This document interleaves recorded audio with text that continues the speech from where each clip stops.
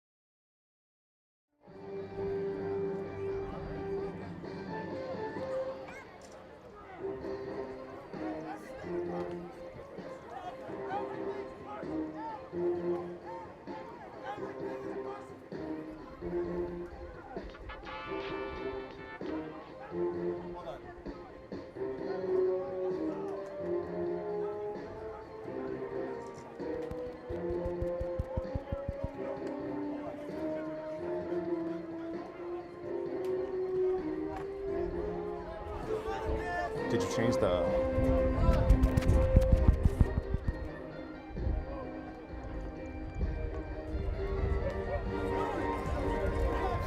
Hello, I'm Matt Bisaccio, and welcome to Kelleher Field, site of tonight's presentation of Marlborough Shamrocks football, live here on WMCT-TV. Tonight, the Shamrocks take on the Boston Bandits in Week 5 of the East Coast Football League season.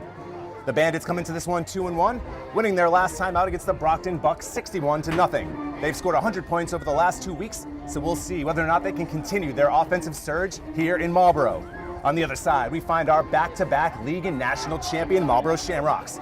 They took care of business last week against Mill City, defeating the Eagles 29-18. Blake Rice and the offense have gotten back on track after their Week 1 loss. Rice, after tossing 3 picks in the Week 1 matchup against Southern New England, has bounced back with 7 touchdowns and just 0 picks in his last 2 outings.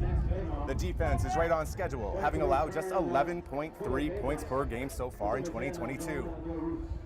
Shamrocks are donning their traditional green jerseys, white helmets with the green shamrock, white pants with the green trim. On the other side, the Bandits are wearing their traditional white jerseys, yellow helmets, and blue pants.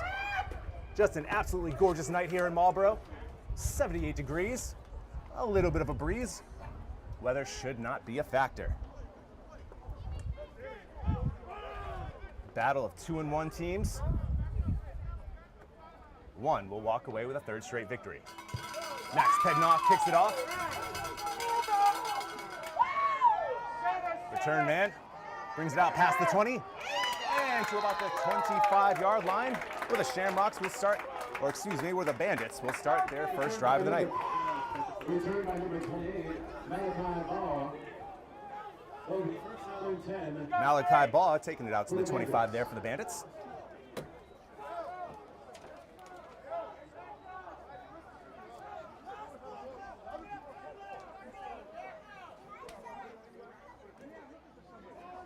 Check. Go James!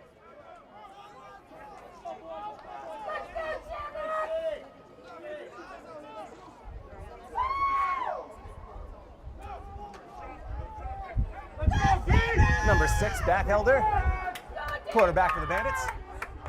Bandits start things out, 4-receiver set. The running back is Dexter Andrews-Delk. Handoff is to Delk. Takes it in between the tackles, gain of about 2. carried by number 3, Dexter Andrews-Delk. Second down. Second down. Officially a gain of 3. It's going to set up a second down and 6. Let's go, D! Shamrocks led by longtime captain linebacker Brandon Hampton. His squad has only let up 11.3 points per game. Let's go, D! 2 plays, 2 handoffs. This one straight up the middle. The pile is pushed for about a couple yard gain there. And it looks to be about a 3rd and a little bit less than 5 here. Third down.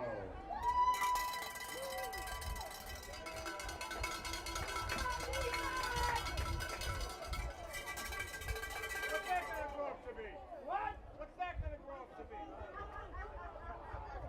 See if the Shamrocks bring any pressure here on 3rd down.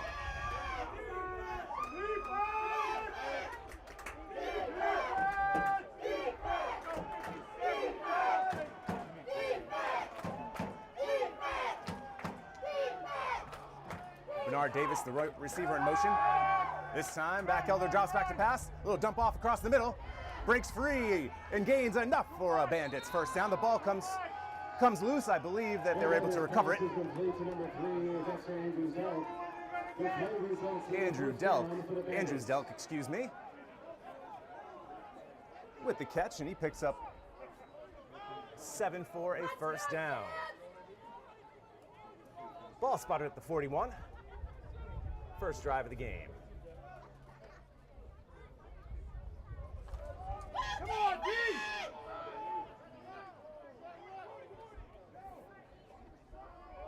Let's go, defense! Push them back! DBs drop off in coverage. Kelleher drops, passes to the sideline. Ball falls incomplete. Pass intended for Darryl Hodge. That pass is incomplete, intended for number 15. Bernard Davis. Second down and 10.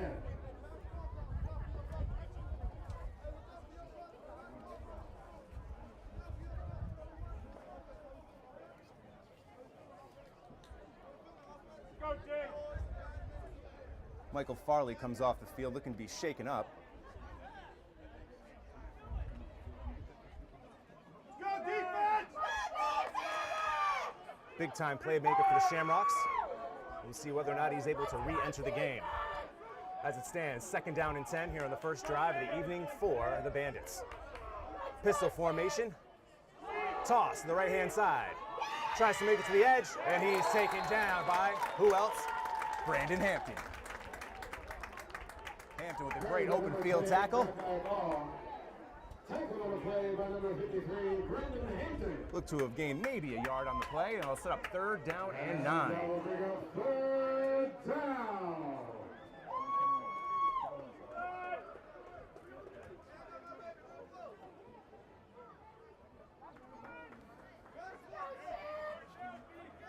Come on, D!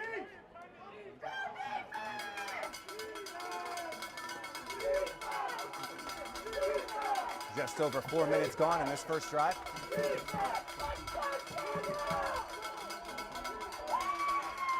Shamrocks show pressure. Everyone drops back. Kelleher has all day, but now he gets pressured. Oh, he's just gonna throw the ball to nobody. That looks like that might be an intentional grounding. There was no receiver in the area. Not one. The Shamrock sideline is beside themselves that no flag has been thrown yet. And that will bring up 4th down.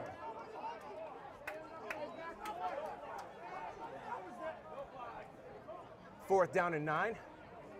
And the Bandits will punt the ball away.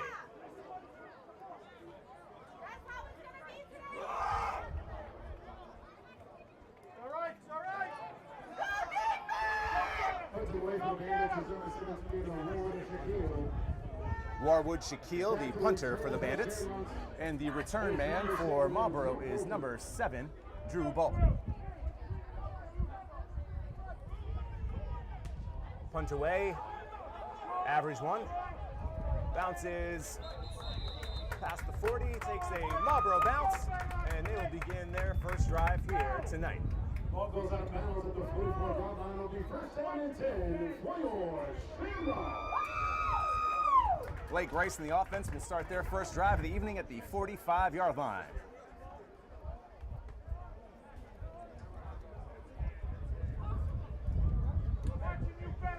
Still not quite sure how that wasn't an intentional grounding.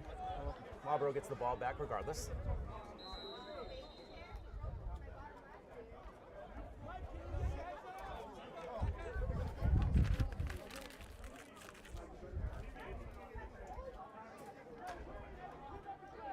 Thanks to those of you who have decided to spend some of your evening with us. We certainly do appreciate it. For those of you watching us on Verizon 34 and Comcast Channel 8. Rice in the shotgun. Hands it off. Grossis. Minimal gain. Zach Grossis, one of the 2 guests we had on the second episode of our Marlborough Shamrock football podcast. Him and Clay Baker were very eloquent, great animated guests. We certainly appreciate them coming down. Just a couple of days ago, we had offensive lineman Mike Hurst, who I'm sure that you're going to hear him scream a few different times throughout the course of the night. We also had defensive back Deshaun Perkins. So if you hadn't had an opportunity to check those podcasts out, go to our Facebook or YouTube pages. They're right there for you. Back to the action. Rice drops back. Has Cintron wide open. Oh, he falls to the ground. He's able to get up, and he is down at the 1. Breakout receiver Anthony Cintron with a huge gain. 54-yard pass from Blake Rice to Anthony Cintron sets up the Shamrocks at the 1.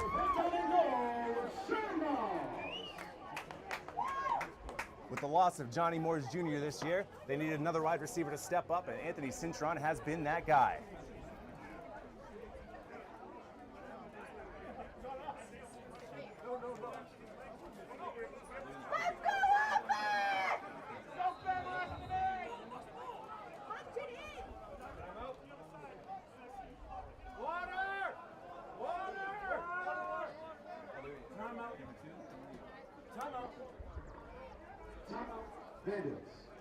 Bandits will take a timeout, try to regroup themselves after that big play. We'll take a quick timeout here at Kelleher Field, live on WMCT-TV.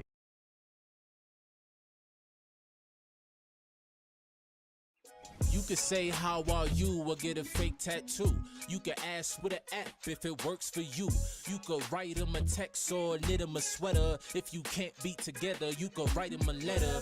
Whatever gets you talking.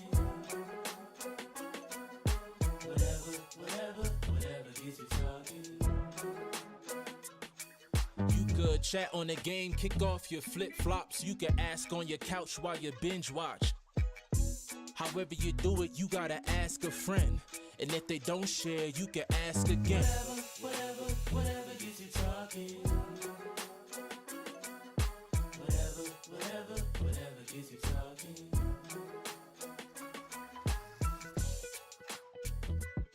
There are a lot of ways to reach out to a friend about their mental health. Learn how you can help at seizetheawkward.org. All right, we're back here at Kelleher. Shamrocks, a yard away from pay dirt. Rice in the shotgun, hands it to Grossis. Grossis bounces it to the outside, and he is taken down. I believe that's going to end up being about a yard or 2 loss. Carry number 32 is Zach Grossis.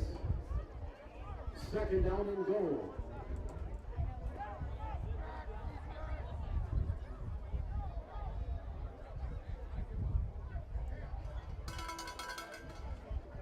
Past weeks, the Shamrocks will just be able to power it up the middle easily. But against this Bandits defense, it's not going to be so easy tonight. Boston, one of the perennial powerhouses of the semi-pro ranks. Same formation. 4 receivers. Grosses to the right of Rice. Another hand. Oh, splits. It was a screen pass. Well-designed play. And Graham Asom will score. Heck of a play fake there by Blake Rice. He's being dragged to the ground. He's able to get it off. And Graham Asom scores for the Shamrocks. Nice play design there by Harry Ingles. I certainly bid on the play fake. I'm sure some of the Bandits did.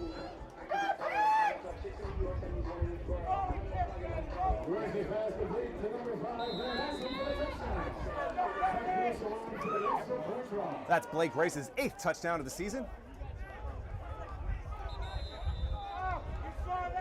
Flag on the play. Flag on the Shamrocks. That's going to be a false start. That'll push them back 5 yards.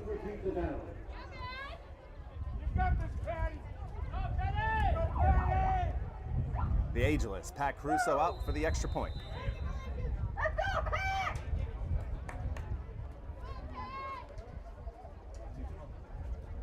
Snap good.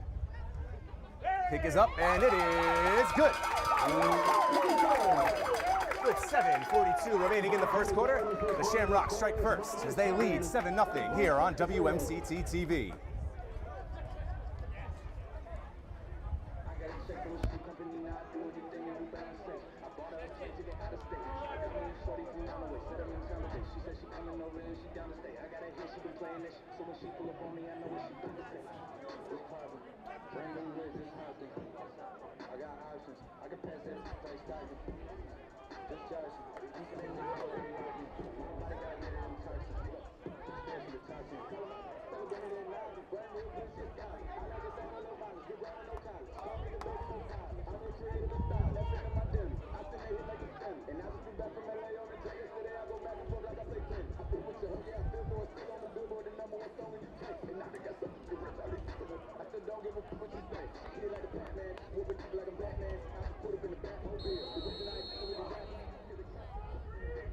Kicking off for the Shamrocks is number 88, Max Fettenall.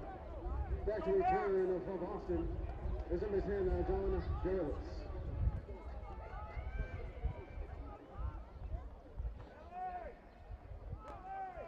All right, back here live at Kelleher Field.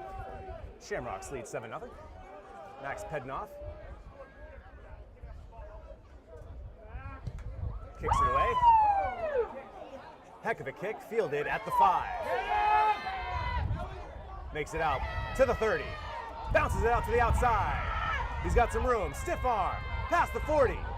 He's out to midfield, to the 40, and taken down. It looks to be about the 35, 36-yard line. Heck of a return. And that was Malachi Ball with the return. Fielded at the 5.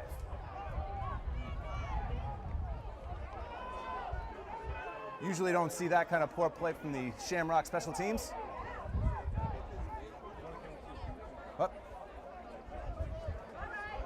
Oh, it looks like we have a flag on the field. Let's see what that flag is. Oh, this is going to affect field position big time. Block in the back. Huge call.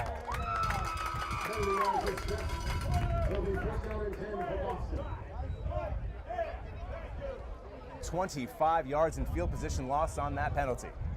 So instead of starting at the 35 of Marlborough, they'll start on their own 35.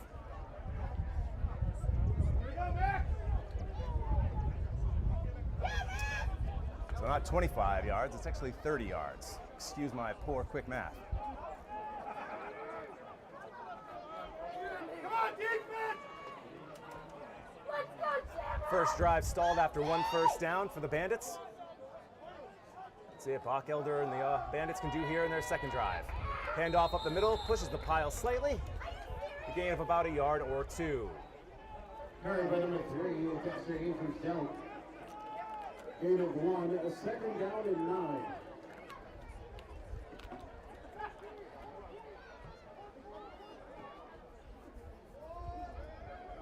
A little bit more than halfway through the first quarter. Shamrocks lead 7-0. Let's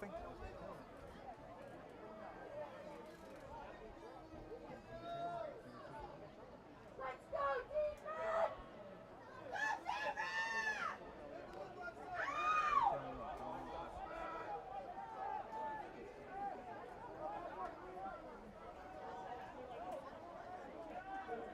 defense! Trips right here for the Bandits.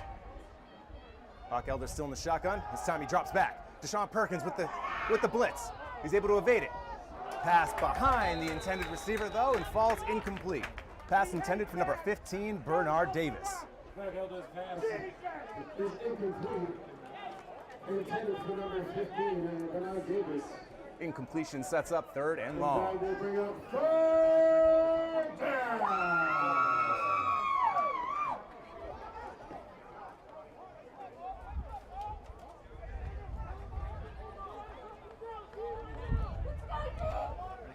Another nice crowd out here to support their Shamrocks this evening. Best fan support in all East Coast Football League. Let's go, Shamrock!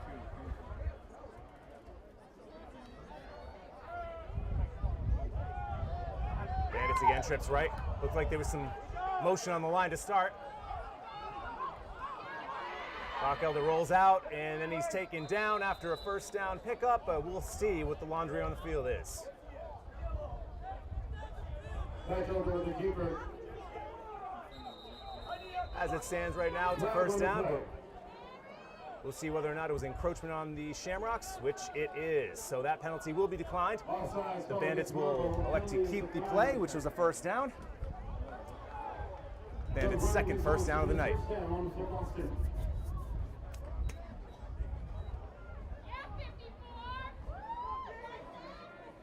Nice play by Kelleher to evade the initial pressure, get out of the pocket, and pick up the 1st down with his legs. Ball's at Boston's 47-yard line. With just about 5 minutes to go here in the 1st quarter. Let's go, defense! Let's go, Shamrock!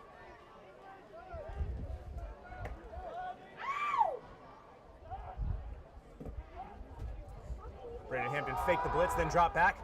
Handoff goes right up the middle. And he hits a stone wall of Shamrocks. Carried by number 3, Dexter Andrews Delk. The handoff goes to Delk, and he goes nowhere. No gain on the play, 2nd down and 10. And just an update, Michael Farley is back out on the field. He's being substituted right now, but looked like that initial hit that he took wasn't too bad.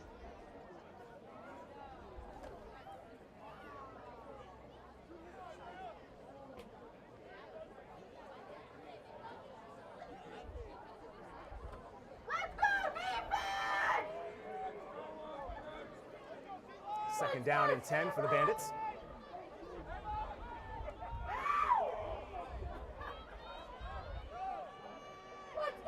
Delk, the running back next to him. Fakes the handoff. Bubble screen. Gets past the first wave, and then he is taken down. Krishan Stevens Fluker with the tackle. Nice solid open field tackle there by And now we'll bring up 3rd down.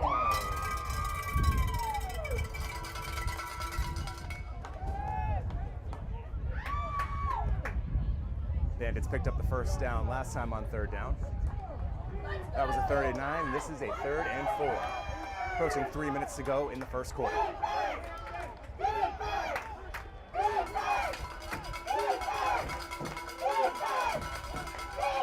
This time the Bandits are trips left.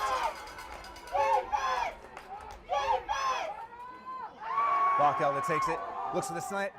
He's got a man open. He's got the 1st down and more. Evades 2 tackles and drags 3 more Shamrocks inside the 30 down to the 26.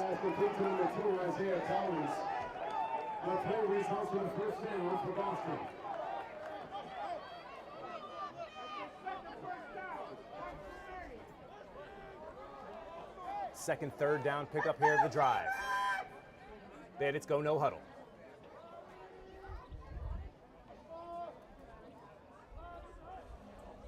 Kelleher looks to pass again. Looks left, throws it up. Terrible pass, absolutely awful.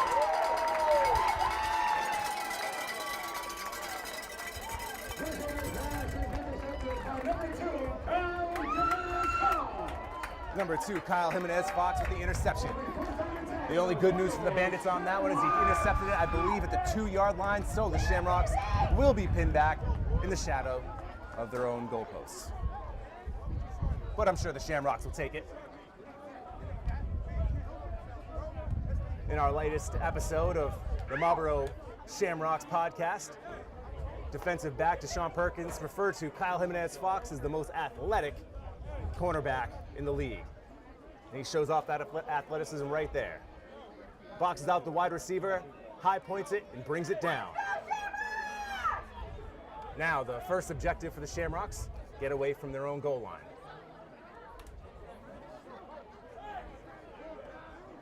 Four receiver set, Grosses the lone back. Rice takes a shotgun snap. Looks, he's got Mitch the line. Sweet route, better pass, first down Shamrocks.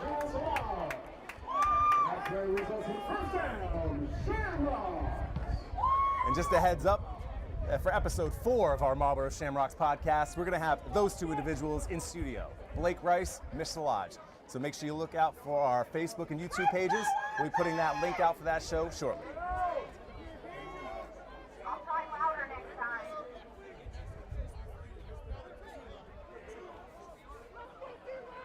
17-yard pickup there for first down. Now the handoff is to Grosses. Up the middle, and not much room there.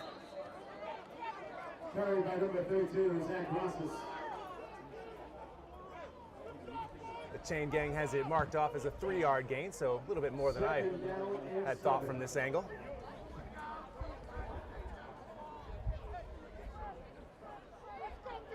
A little over 1 minute to go here in the opening quarter here from Kelleher Field.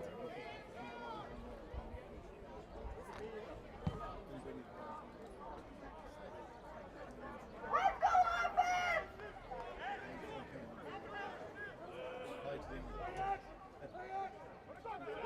Rice now under center.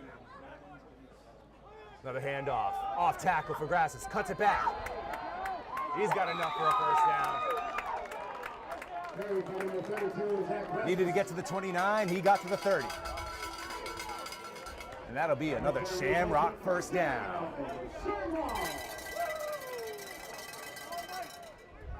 Marlborough should be able to get one more playoff here before the end of the quarter.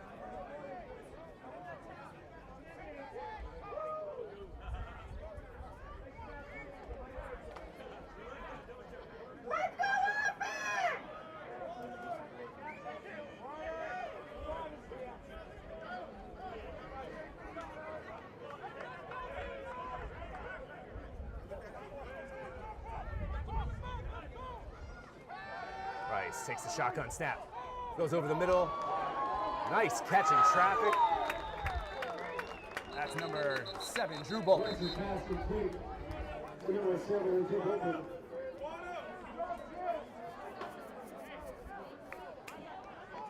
All right. Clock hits triple zeros, ending our action here in the first quarter. Shamrocks lead the Bandits 7-0 here on WMCT-TV.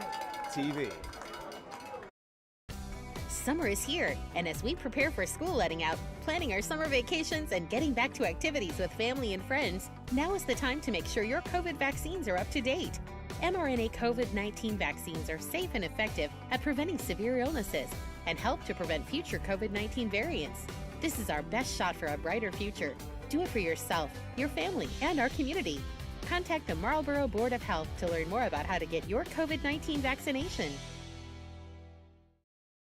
Honey, what I think you need is a socket wrench. I played JV basketball. I'm sorry. I don't think it looks right. This is good, and it's all Is good, it, baby. Is it really all good?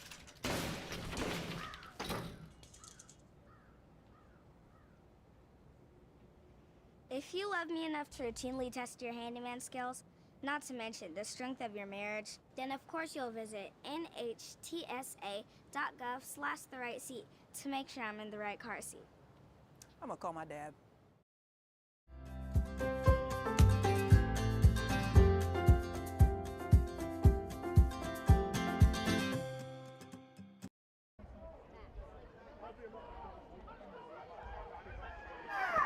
All right, welcome back. Hope you enjoyed those words from the ad council. Beginning of the second quarter here, 7-0 Shamrocks, and Marlborough's on the move.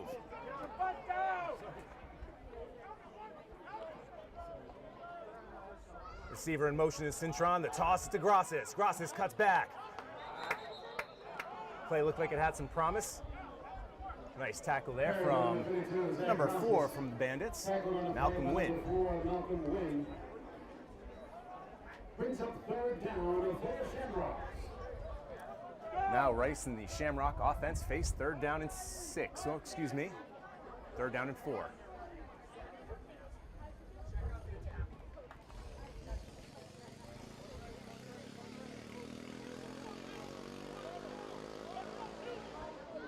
Marlborough scored on their opening drive, in large part to a 54-yard bomb from Rice to Anthony Cintron. And 2 plays later, it was Rice to Graham Asom. That made the score 7-0.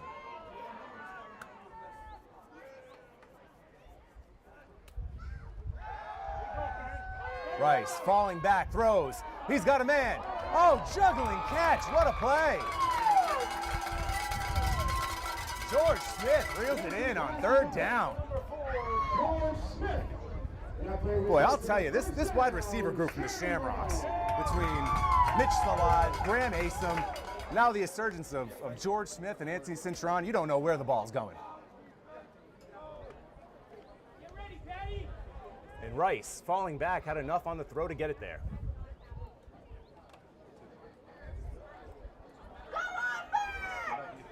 That gives the Shamrocks a fresh set of downs. Ball at their 48-yard line.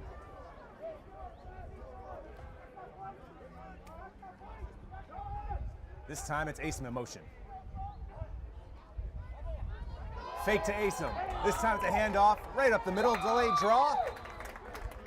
And Zach Grosses gains what looks to be about 6 on the play. Second down.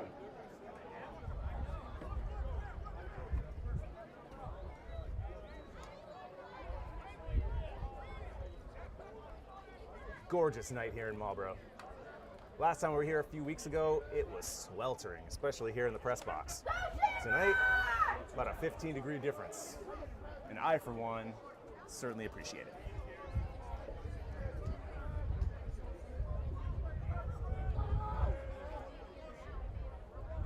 Mitch Salaz, the lone receiver at the top of the screen.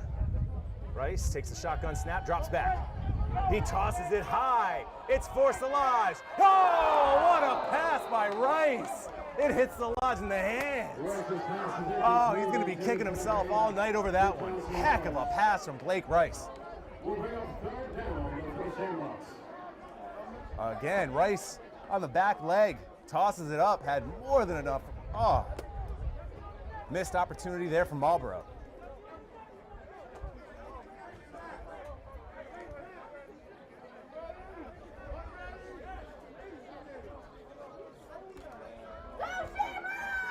Salaj checks out. Drew Bolton takes his place.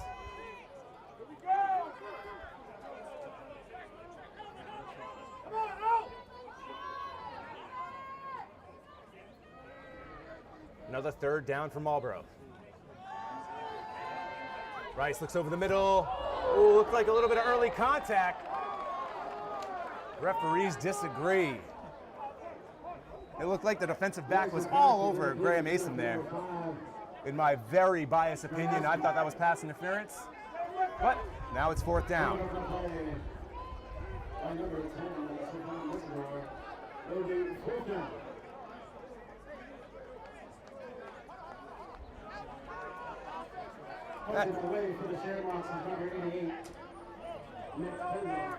That brings out kicker extraordinaire Max Pednoff.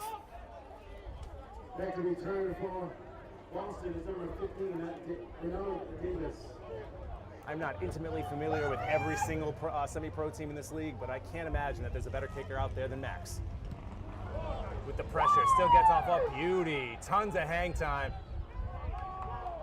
Takes a Bandits bounce, but the Shamrocks will down it at about the 11-yard line, where the Bandits will start their third drive of the evening.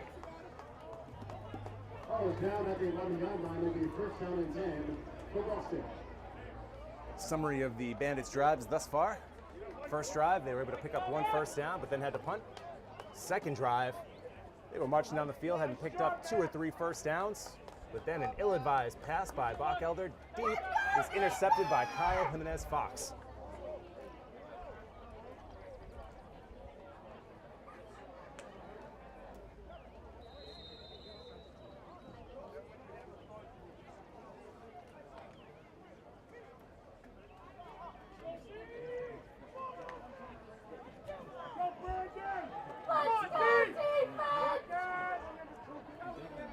The Bandits have stuck with this 4-receiver set, 2 on either side the entire game so far. I don't believe they switched it up yet.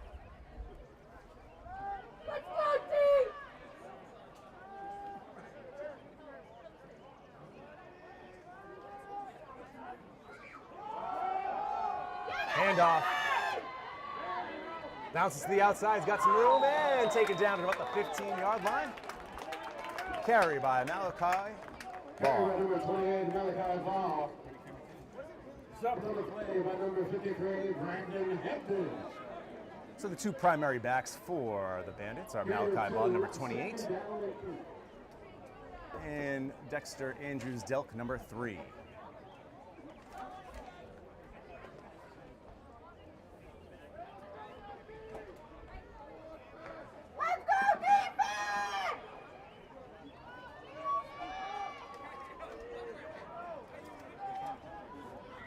Just about 10 minutes to go here in the second quarter. Shamrocks up 7-0.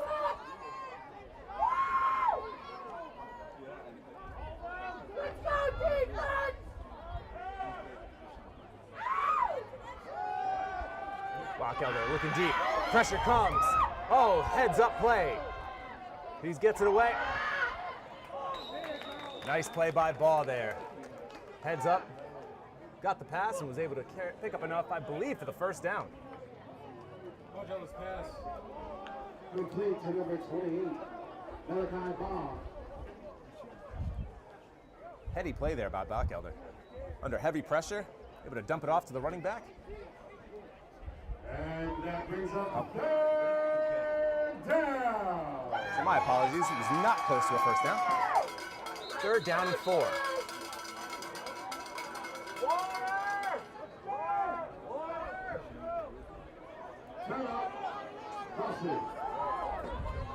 Big 3rd down play here early in this game. Boston called a timeout. Got 9:16 remaining. But to our viewing audience out there, I have a question for you. Have you missed your favorite WMCT program? No worries. Just head over to our website at WMCT-TV.com, click on the Video On Demand tab, and browse through our catalog of original programming, as well as our archived City Council, subcommittee, and school committee meetings.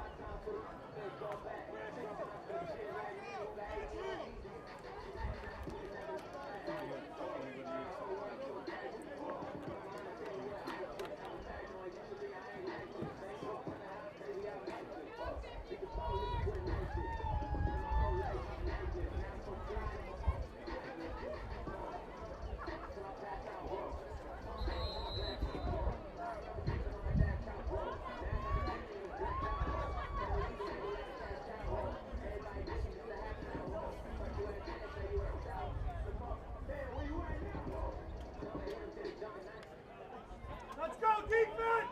Go, defense! Go! Defense! Let's go, Shamrocks! Ball spotted at the 18-yard line. The 22-yard line is the line to gain.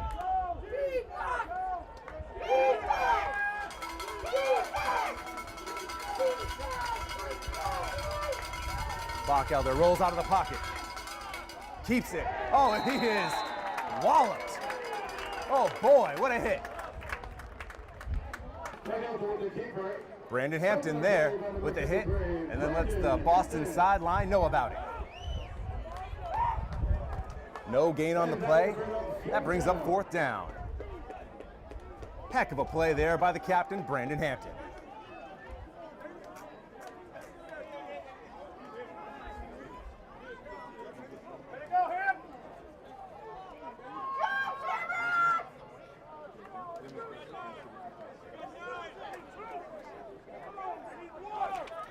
Punting for Boston is number 17, WMCT-TV. Back to return for the Shamrocks is number 7, Drew Bolton.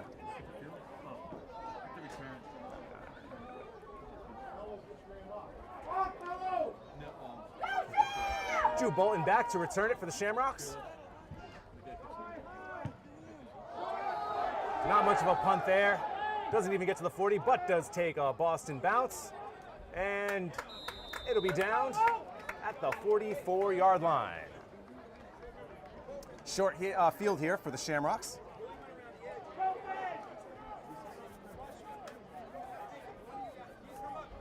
Ball is down at the 45-yard line. It'll be 1st down and 10 for Shamrocks.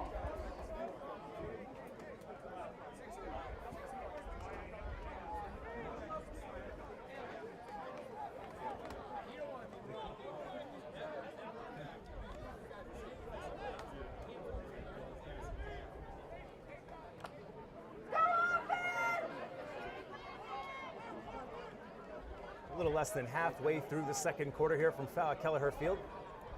Shamrocks continue to lead 7-0. George Smith in motion. Handoff goes to Grosses. He bounces it out to the left side. Decent gain there on 1st down. Looks to have picked up about 3. Number 32 is Zach Grosses. 2nd down. 1st down carry brings up 2nd down.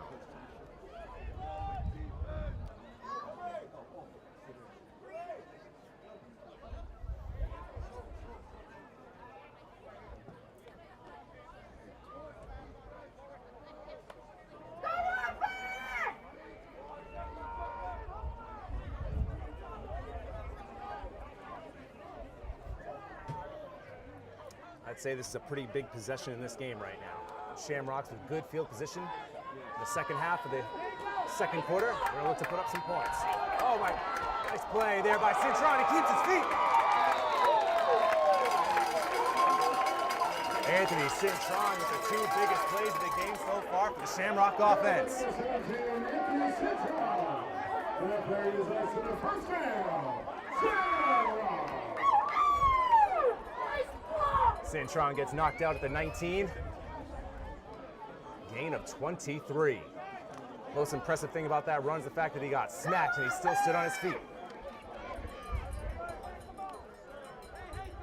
Cintron, the breakout star so far this season for the Shamrocks. 1st down and 10 at the 19. Rice drops back. We've got some laundry on the field. Pass across the middle. Oh, Drew Bolton almost had it. On his hands, but difficult catch to make there in traffic.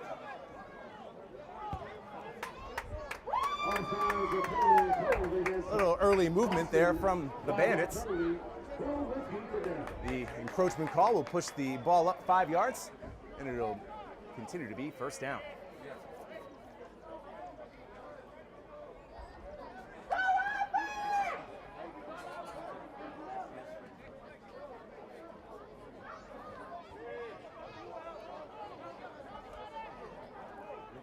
First and 5 at the 14.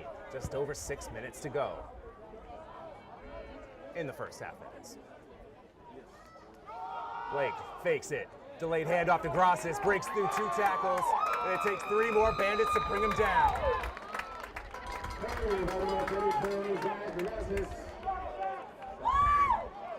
That play results in a 1st down and goal. Shamrock.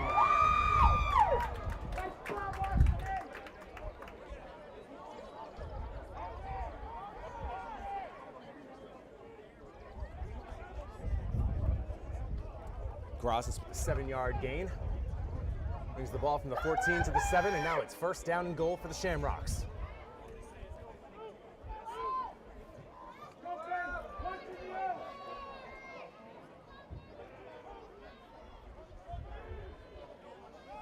Fakes the handoff. Pass over the middle and broken up. Rice's pass is incomplete and intended for number 7, Drew Bolton. Second down and goal. That pass was for Bolton. He received a few attempts over there.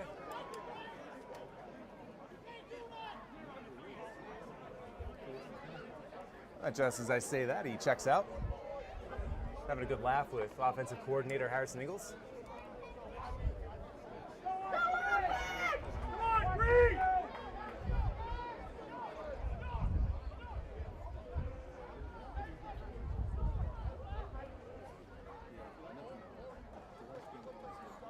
Hand off to Grosses, up the middle, pushes the pile to about the 5-yard line. Carry by number 32 is Zach Grosses. Will bring up third down and goal for your Shamrocks.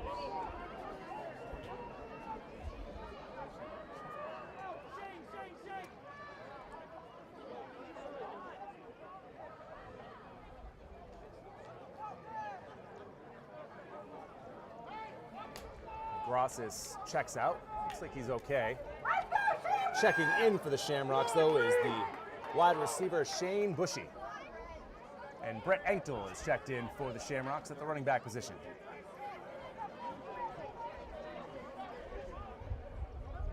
Rice on the center. Hands it off to Enkel, but he's met immediately. No gain. Carry by number 20, Brett Enkel. And after a couple of first downs, it looks like the Shamrocks are going to have to settle for a short field goal.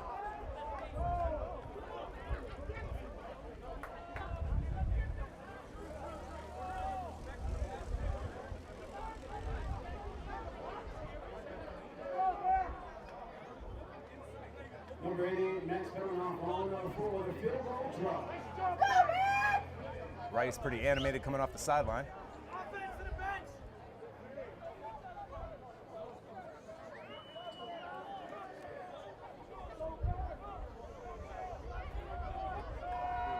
That'll be the long snapper, Salaj the holder, and Max heading off to kick. Snap, hold, kick is up, and it is good. Not the result that the offense was looking for, but they were able to put up some points. With 2 minutes and 41 seconds to go here in the first half, the Shamrocks lead 10-0 here live on WMCT-TV. You've always protected me. Every day of my life. There you go. Thanks, Dad. I'm older now, but I still need you. Prescription pain pills, heroin, I know kids are getting addicted, and people are dying. Can you still protect me? You can protect your teen. Teens who talk to their parents about opioids are less likely to misuse them. Find out what you can say.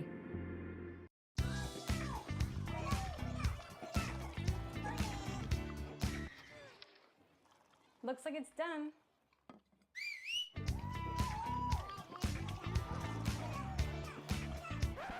Don't let salmonella get funky with your chicken. On average, 1 in 6 Americans will get a foodborne illness this year. You can't see these microbes, but they might be there. So learn the right temperature to cook each type of meat. Keep your family safe at foodsafety.gov. Number 7, number 28. We're back live here at Kelleher Field. Shamrocks leading 10-0. 2 minutes and 41 seconds to go here in the first half. Last drive for the Shamrocks stalled. They've had some success tonight, but based on their body language, it seems like they're a little frustrated with their overall performance so far. Max heading off to boot, and he gets off a good one. A little bit shorter than usual, actually. Excuse me. Bandits, though. Another great return. Heading off, can't reel him down.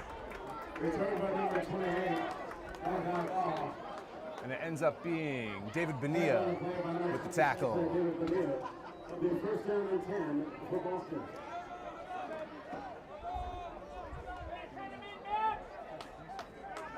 Special teams hasn't been quite as crisp as it usually is. Hasn't cost them so far, though.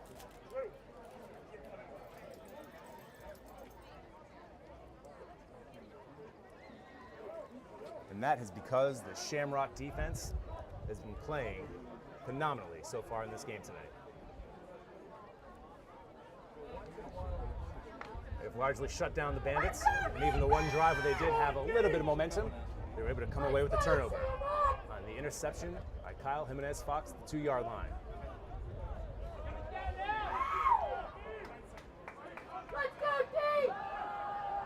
Screen pass from Bandits, and he's taken down after a 5-yard gain by linebacker Brandon Hampton.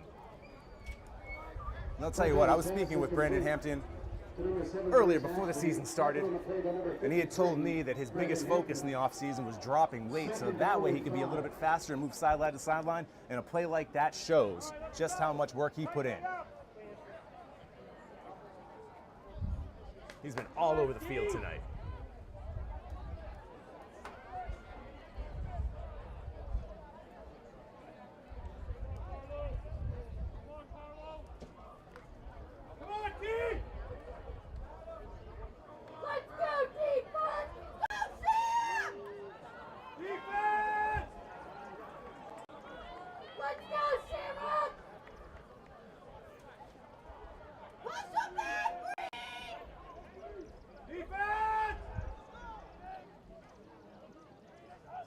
Perkins coming with the blitz.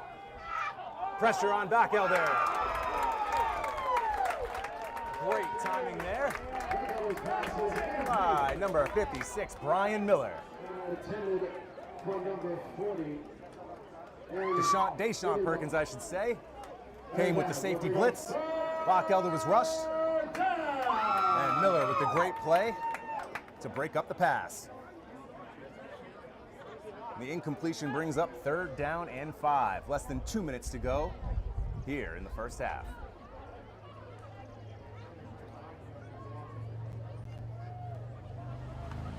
Let's go, defense!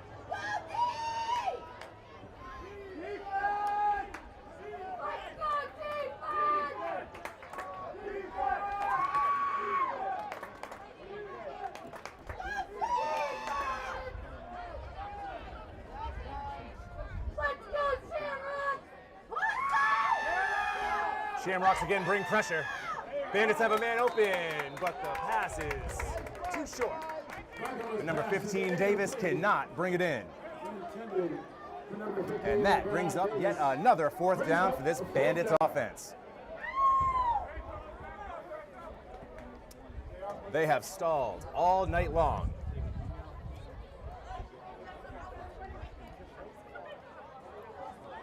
Punting for the Bandits is number 17, Marlborough Shaquille.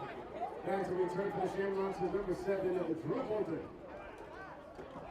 Shaquille back to punt for the Bandits. And Bolton back for the Shamrocks to return the kick.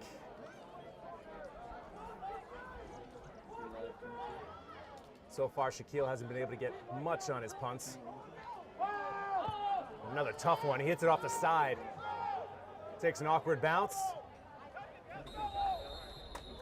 Bandits fall on it about the 25-yard line, where the Shamrocks will come out for another drive. They'll be in the 2-minute drill with 1:39 to go.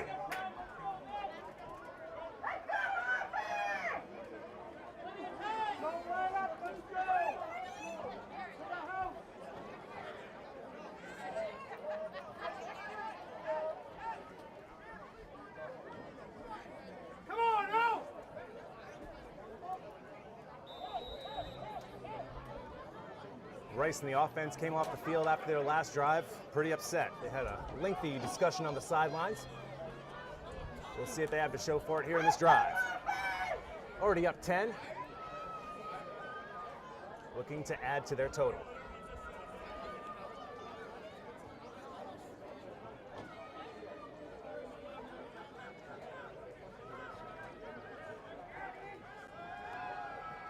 Rice goes over the middle, passes too high and too far for Mitch Szilagyi. Lucky that one wasn't intercepted. And you can tell Rice knows it was on him as he taps his helmet. Second down and 10. Not much in the way of pressure there. Rice just overthrew it.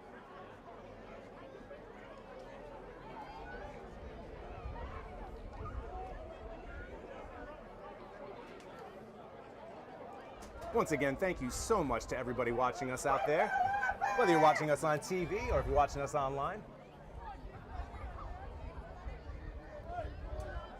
Come on, now! Second down and 10 from the 25. Asen in motion. Passes to Springer. Oh, what a catch! What an absolute dime by Blake Rice to the 10. Oh, pushed out of bounds just outside the 10-yard line. What a dime by Blake Rice. Oh, are you kidding me?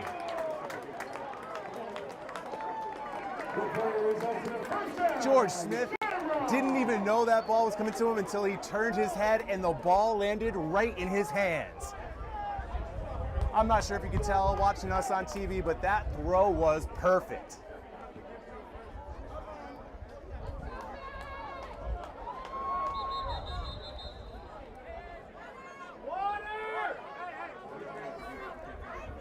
Timeout. Bandits. Timeout for the Bandits. I can't get over that throw. Great throw by Rice. 1:23 to go here in the first half. 10-0 Shamrocks. We'll be right back here on WMCT-TV.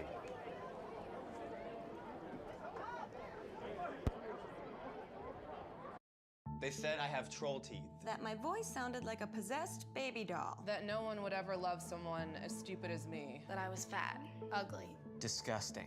The effect of bullying is potent. We will no longer be the silent majority. Now, when you see online bullying, there's something you can do about it. We're gonna take action with the eye. I am a witness. I am a witness. I am a witness. I am a witness. I am a witness, and so are you.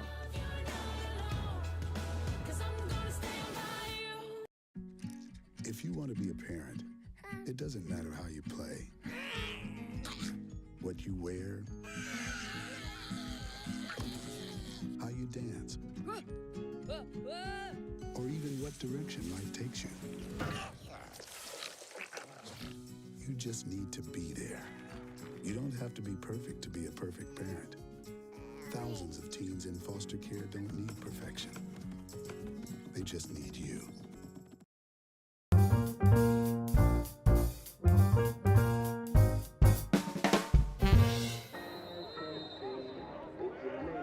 All right, folks, first down and 10 from the 12. Handoff goes to Anktel. Breaks one tackle, and then it takes about 3 or 4 Bandits to take him down. Dragged down for about a 2-yard gain. Should be about the 10-yard line. Second down.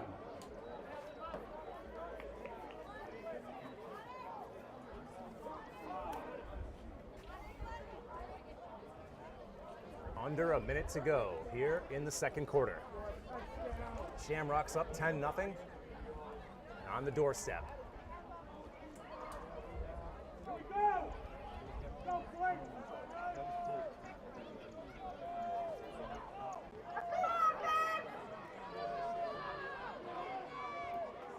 A score here would be massive.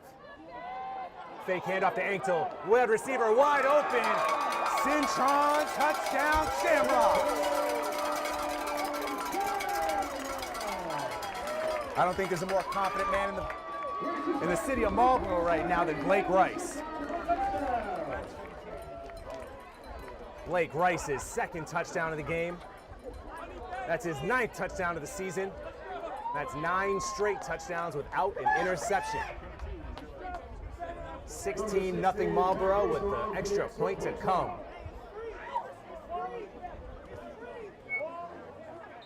Dominant first half so far from the Shamrocks.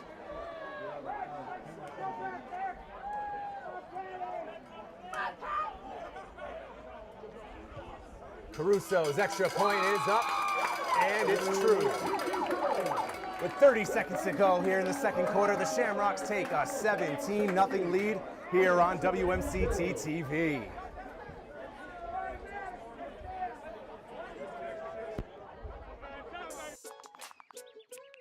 Worried your friend's struggling but don't know how to reach out? You could say how are you or get a fake tattoo. You could ask with an app if it works for you. You could write them a text or knit them a sweater. If you can't be together, you could write them a letter. Whatever gets you talking. Whatever gets you talking.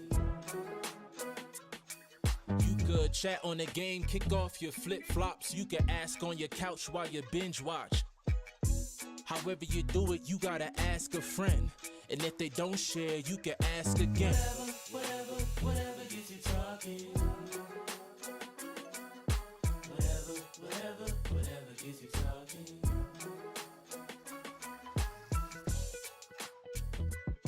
There are a lot of ways to reach out to a friend about their mental health. Learn how you can help at seizetheawkward.org. Here's number 7, Grace Ashley. All right, 30 seconds to go here in the second quarter. Shamrocks just scored their second touchdown of the day, second touchdown pass from Blake Rice. First one, a 1-yard screen pass to Graham Asom. This one was a corner fade route to Anthony Cintron, who was wide open. Uncharacteristically bad kickoff there from Max Pednoff. Can't imagine that was intentional.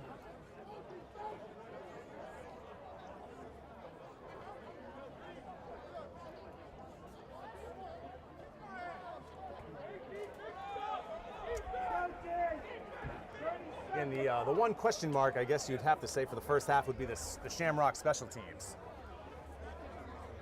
They had one long kick return that ended up being called back because of a push in the back. But then again, there was another return out to about the 40-yard line. Now this kick that lands out of bounds. So 17-0, but if I'm going to be overly critical, I guess the special teams would be the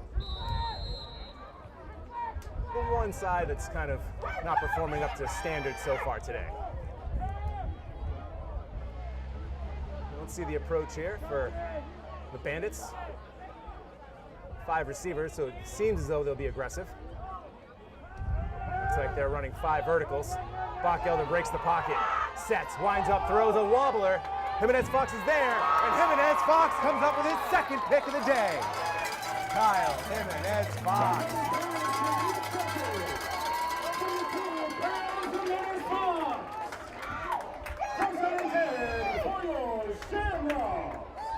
Dominant performance from the Marlborough defense here in the first half.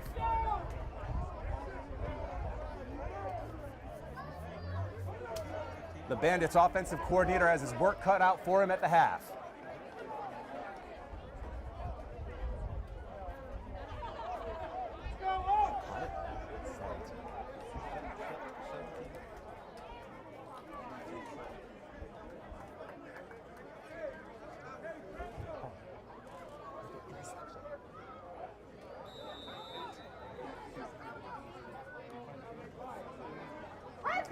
With 20 seconds to go, I would imagine they'll kneel on. Oh, Rice is in the shotgun, 4 receivers. My guess, handoff to Grossis, run it up the middle. Let's get to halftime. But we'll see. Oh, they're going to throw it. He's got Smith. Smith gets out of bounds. About the 27-yard line. Rice's pass complete to number 4, George Smith.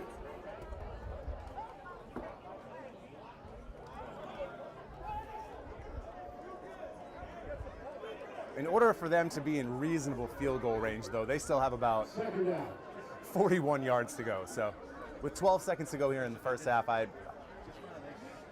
would be stunned if they're able to get into field goal position. Let's just put it that way.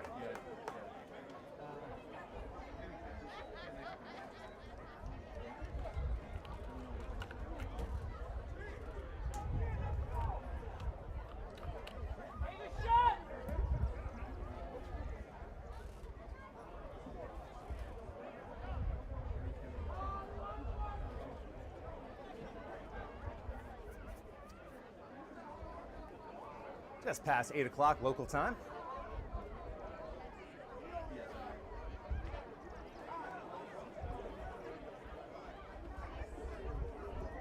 sun is just set here over beautiful Marlborough, Massachusetts.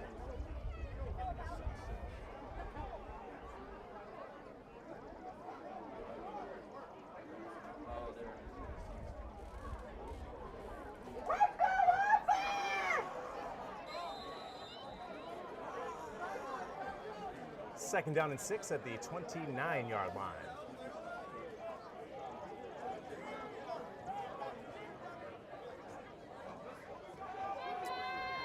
Simon screen pass to Graham Mason. He's got some blockers in front, and he scoots out to the 46.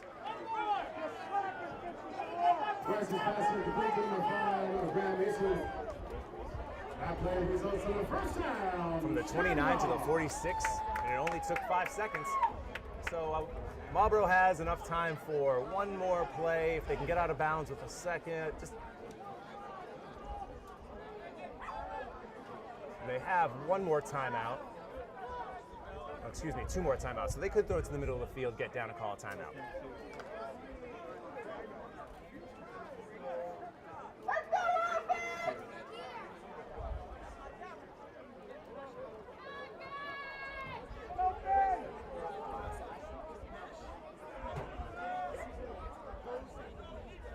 Rice drops back, looks deep down the middle, and the pass is picked off. Pass picked off by number 1, Kelton Brackett Sr. Not a big deal. That play will conclude action here in the first half.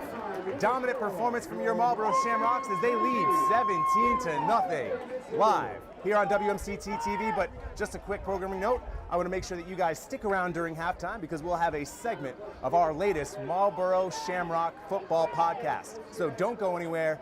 Don't turn off the app if you're watching on an app. Stick around, guys. We'll see you after halftime here from Kelleher Field. Dear Grandma, I can't wait to see you. We can bake your special cookies, play cards, and look at all those old photos of you and Grandpa when you still had hair. 3 out of 5 fire deaths occur in homes without working smoke alarms. I hope you like the picture I made of us. If your smoke alarm is over 10 years old, replace it because you have a lot more memories to make.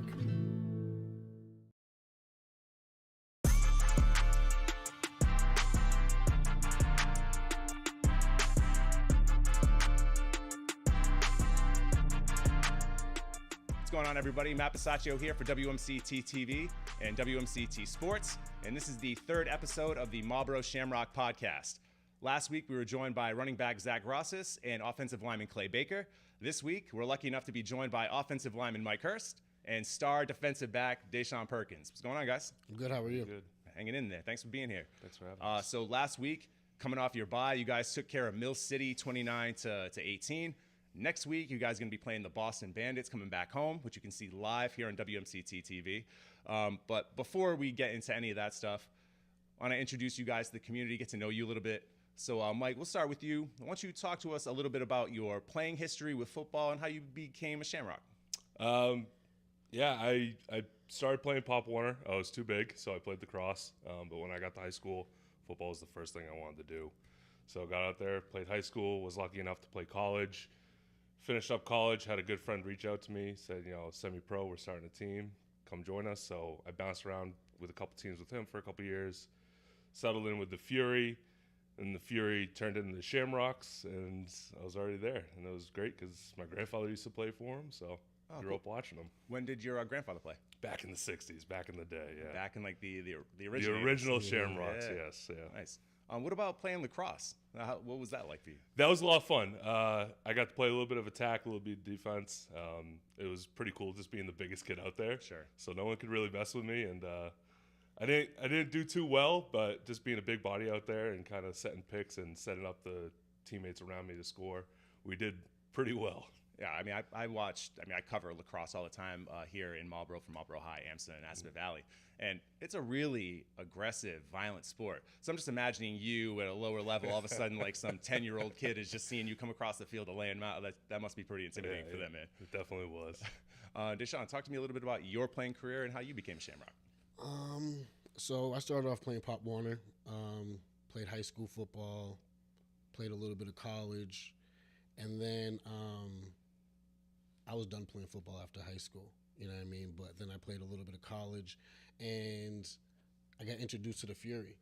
And they were all right, but it was football, and I love to play football, so each year we got better and better, elevated, and then we became the Shamrocks.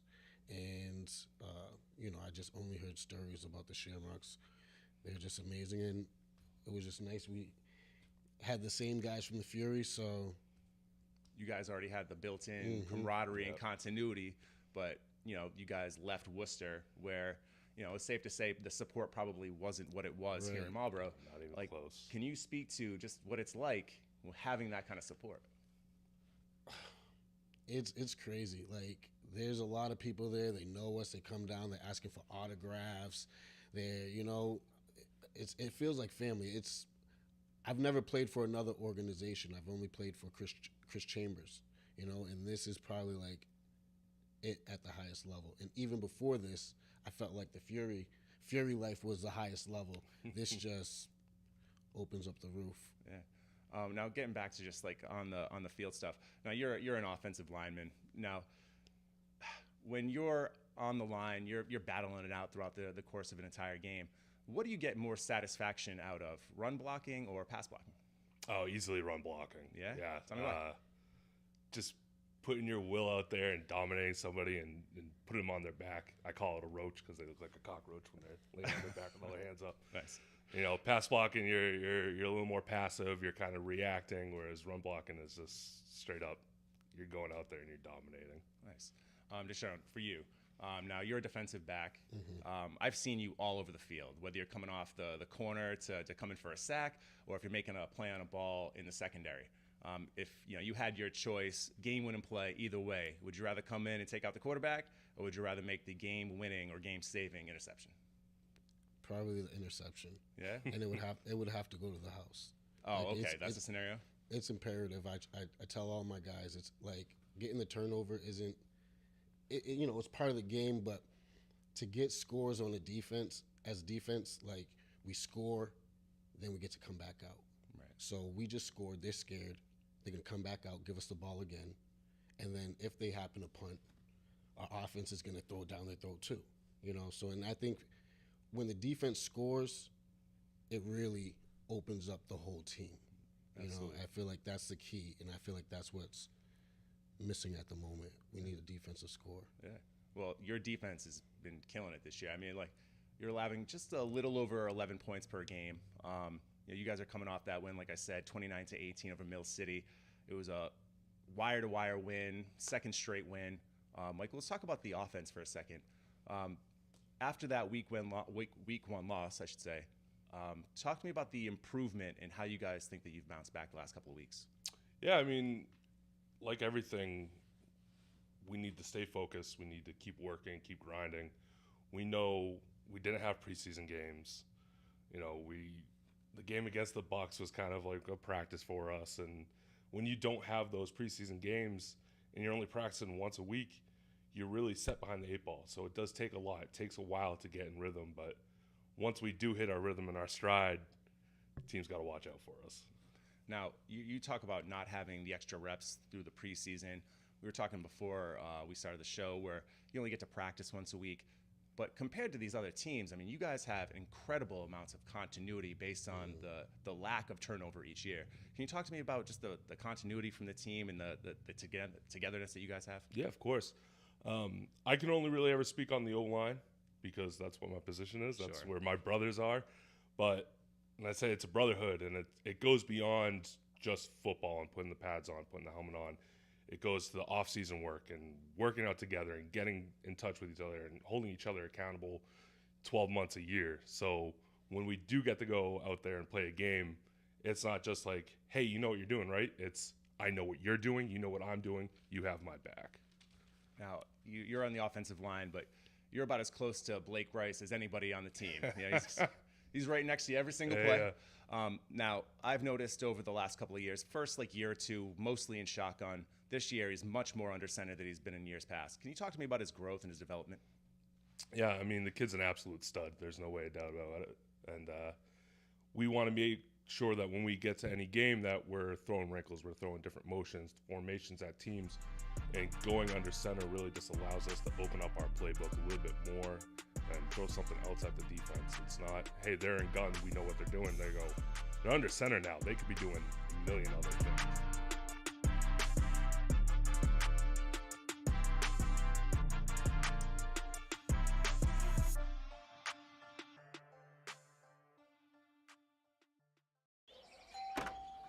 Uncle Sam? You just turned 18, right? It's time to register at sss.gov. Excuse me? It only takes a minute, and it makes you eligible for student aid and millions of federal jobs. Plus, well, it's every man's responsibility. What do you say? Okay, I'll do it. Here's my quill. I'll just use my phone. sss.gov, right? Yeah. Be the man. Register with the Selective Service System today at sss.gov. Obesity can lead to a lot of other major illness that can shorten your lifespan. People who are living with obesity, you need to follow up with your doctor. It's important now, and especially for our long-term health. I want people to feel no shame in seeking help. Yeah, you're going to have ups and downs, but let's keep pushing this because it's all, at the end of the day, about overall health. 1, 2, 3, huddle up. Let's talk obesity.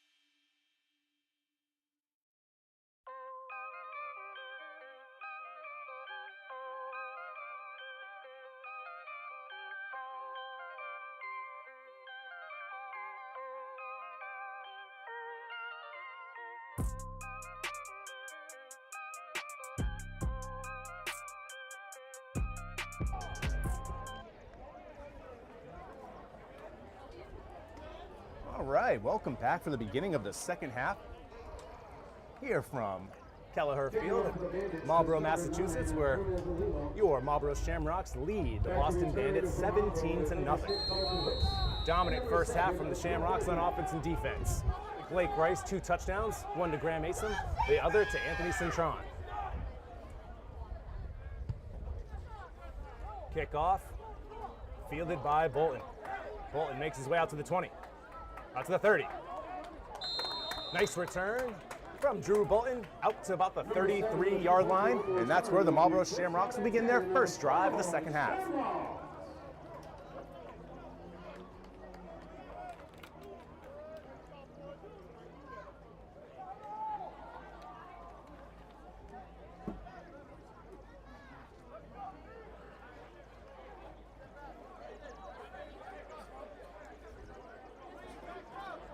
And just an FYI for everyone out there that stuck around to watch our halftime show, and thank you if you did, but that's just a portion of a 15-minute long interview that you can find on our Facebook and YouTube pages. So that's WMCT-TV.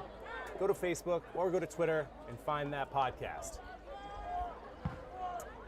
And you may have heard in the first half, but Blake Rice will be the next guest on our Shamrocks podcast.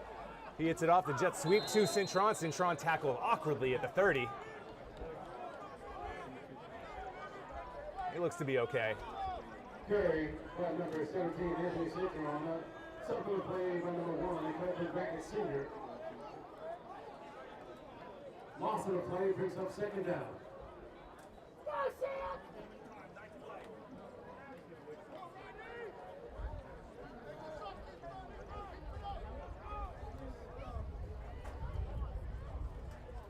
Going to officially be marked as a 3-yard loss. Springs up, excuse me. Second down and 13.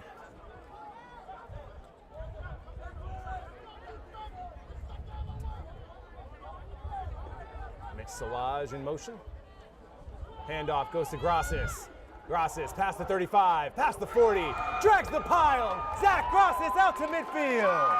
What a tough run by number 32, Zach Grossis. That's some tough running from the WPI product. The former engineer carried the pile for about 10 yards there. Heck of a run by Grossis. That gives the Shamrock a first down at the 49-yard line. Minute and a half gone by here in the third quarter.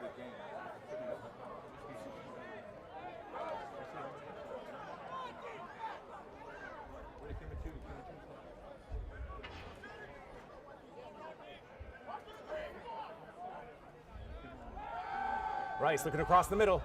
Ooh, hits Bolton in the back shoulder. He can't reel it in. But thankfully for the Shamrocks, it falls harmlessly to the ground for an interception. Or excuse me, an incompletion, not an interception.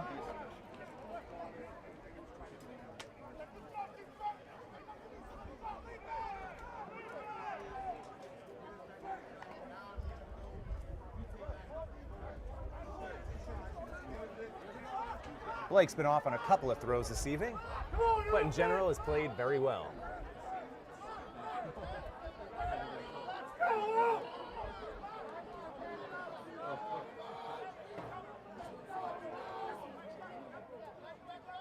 Four receivers, Grossis the lone back. Handoff goes, oh, excuse me. Fake the draw. Bullet pass over the middle, caught, complete to Anthony Cintron. Cintron having himself a day.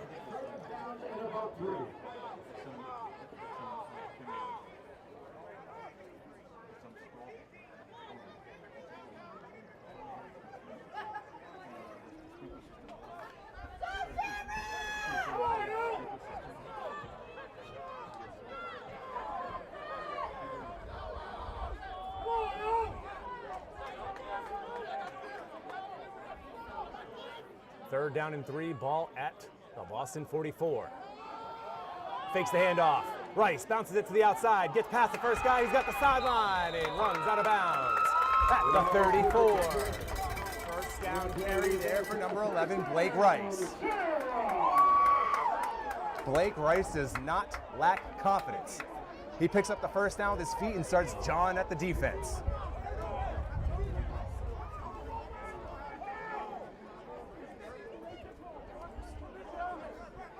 I think the lead official is letting Rice know just to take it down a notch or two.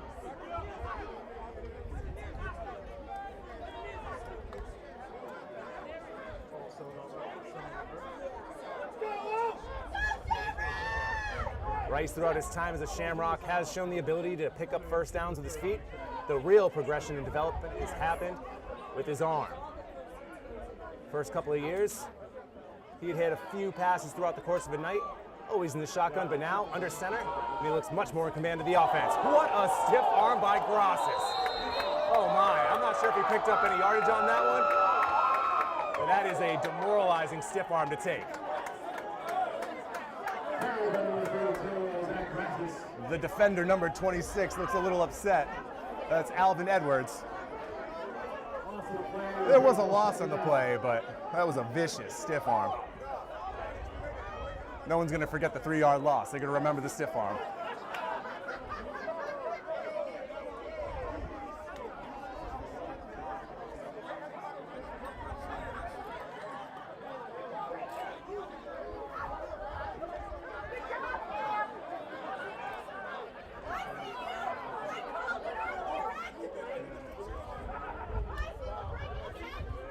Approaching 10 minutes to go in the third quarter.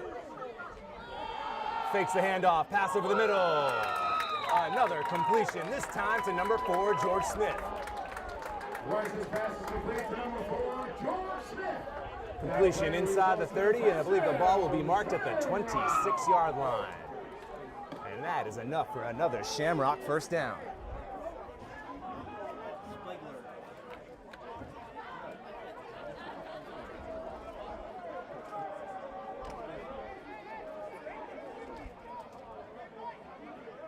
So far this evening, the Shamrocks have shown they are a cut above.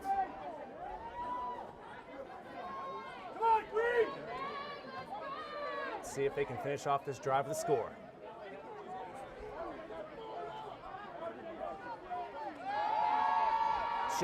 Rice looking to the left, back at the corner of the end zone, and it is, almost intercepted. Dangerous pass there from Blake Rice. Rice's pass is incomplete. Intended for number 17, Anthony Citron, second down and 10 for the Shamrocks.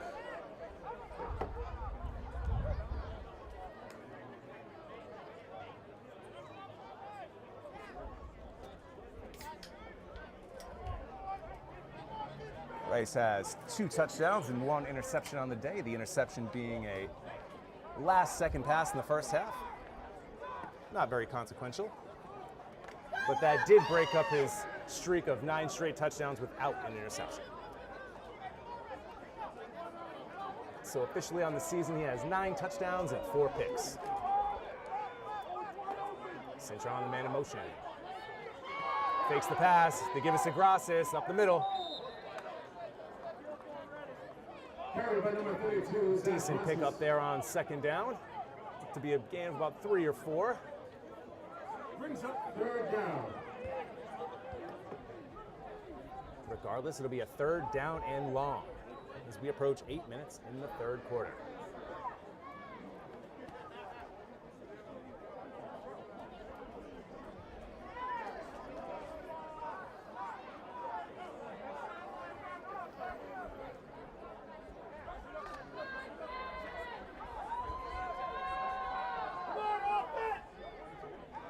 The Bandits defense has to be tired by this point. They've been on the field so much. Shamrock's doing a good job picking up first downs and bleeding the clock. Rice gets pressure, throws it up, throws it to next to nobody. There was no intentional grounding call earlier in the game, so at least they're being consistent. Rice's pass is incomplete. We'll bring up fourth down. Seemed as though he was still in the pocket as he was going down, threw it to nobody, but no call. That brings up fourth down and 8. And we'll have a 37-yard field goal attempt from Max Pednoff. This is well within Max's range.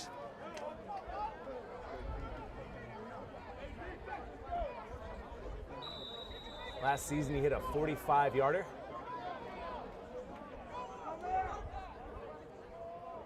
He certainly has the leg.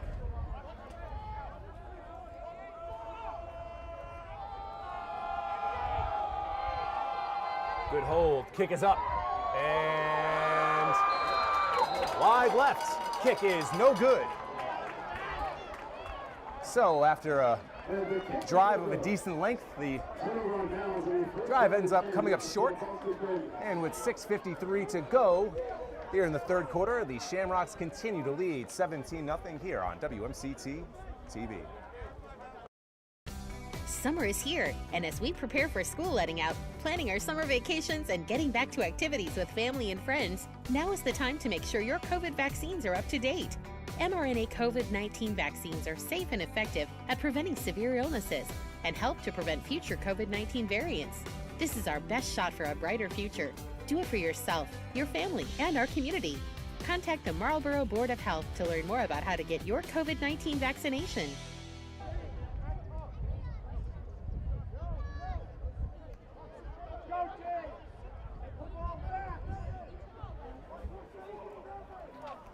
After the missed field goal by Max Pednoff, the Bandits take over at the 20. Handoff. Goes to Andrews Delk. Short gain, maybe of a yard on that first down carry. Second down.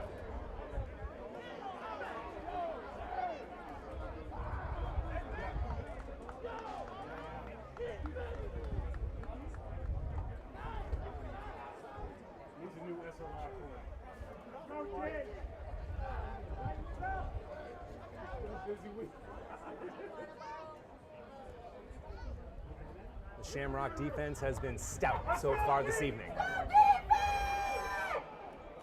Multiple turnovers, heavy pressure on the quarterback.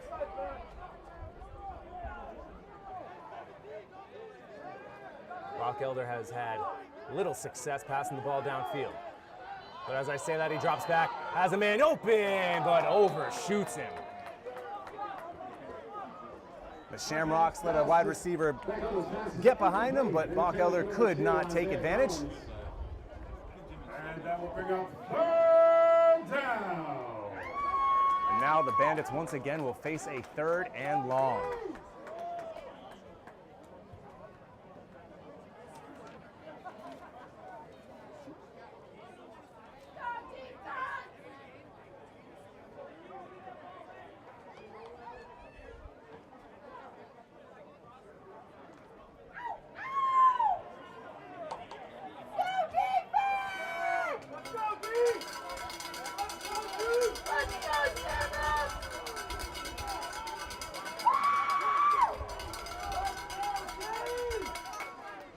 Rockelder looks across the middle, faces heavy pressure. He's able to evade it though.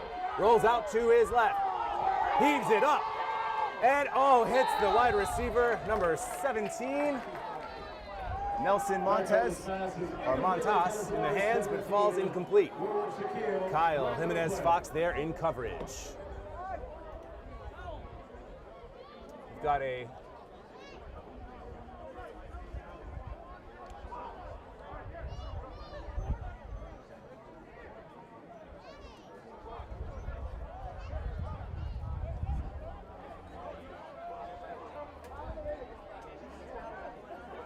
So I believe a flag was thrown originally, but I believe they picked it up. So under 5 minutes to go, it's 4th and 9. Here's a 4th down. Back to punt for the Bandits is number 17, Wilmer Shaquille. Back to return for your Shamrocks is number 7, Drew Bolton.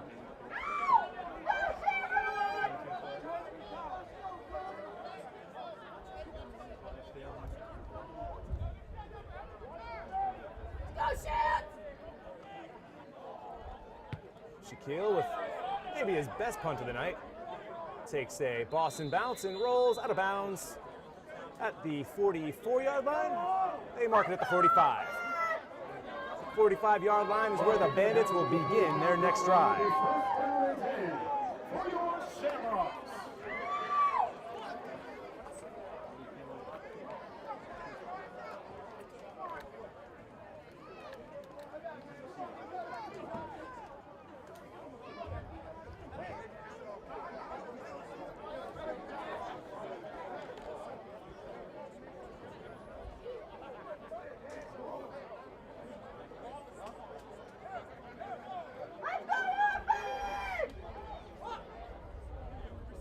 See how aggressive the Shamrocks are. Up by 3 scores.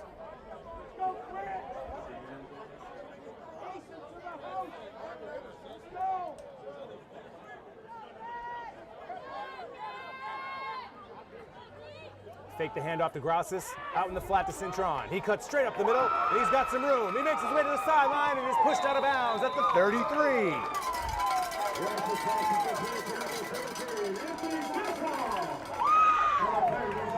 Cintron with another first down catch.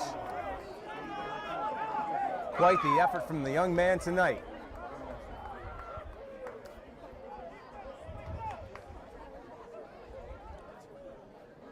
The Shamrocks just have a bevy of options they can go to in any play. They have talent at the running back position. They've got 4 talented wide receivers.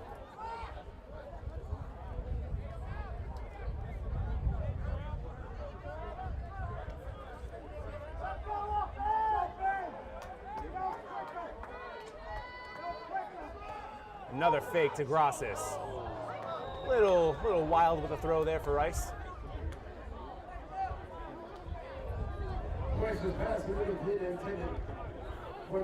Rice had the right idea there, just didn't execute. Second down and 10.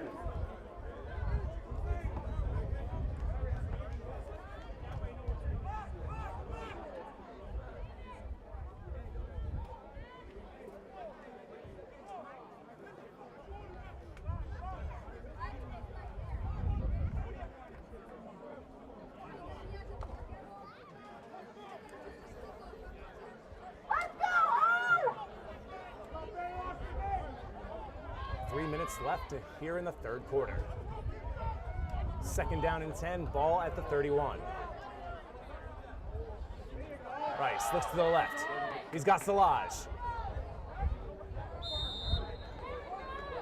Rice's pass complete to number 8,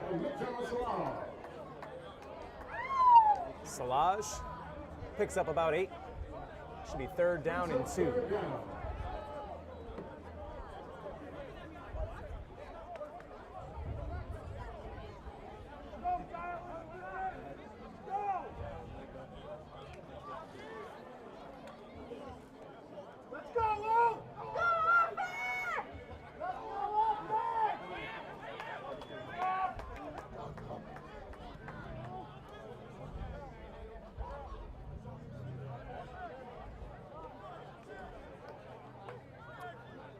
Takes the snap from under center, rushes straight ahead, gets by 1 man. It's down to about the 15-yard line, and he has a first down. Rice picks up his second first down of the day with his legs. First down, Shamrocks.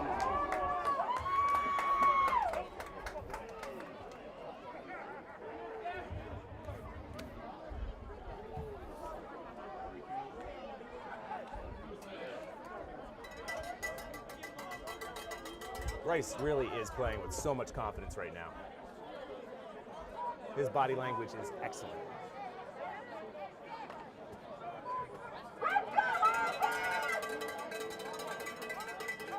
Less than 90 seconds to go here in the third quarter. First down, ball at the 15. Mark Roberts is checked in at the receiver position. Rice calls his own number again. Not much of a pickup. I feel like can't tell if the ball came loose or not, but Rice came out of there with it, so.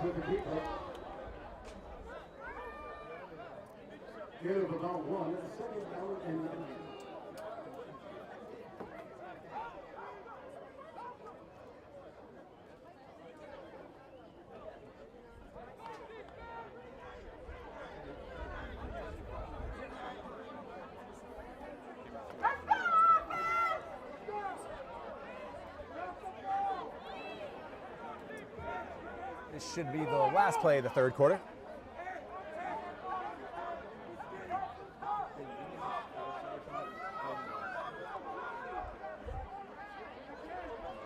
Bandits bring pressure. Rice gets it out. Intended for Drew Bolton, but it falls incomplete.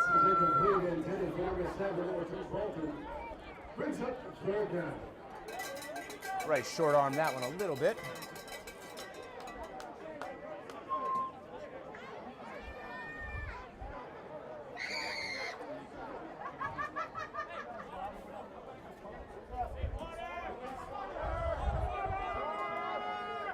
All right, that brings us to the end of the third quarter. No score either way for either side. Marlborough continues to lead 17-0 as we take the turn for home here live on WMCT-TV. They said I have troll teeth. That my voice sounded like a possessed baby doll. That no one would ever love someone as stupid as me. That I was fat, ugly. Disgusting. The effect of bullying is potent. We will no longer be the silent majority. Now, when you see online bullying, there's something you can do about it. We're gonna take action with the I. I am a witness. I am a witness. I am a witness. I am a witness. I am a witness, and so are you.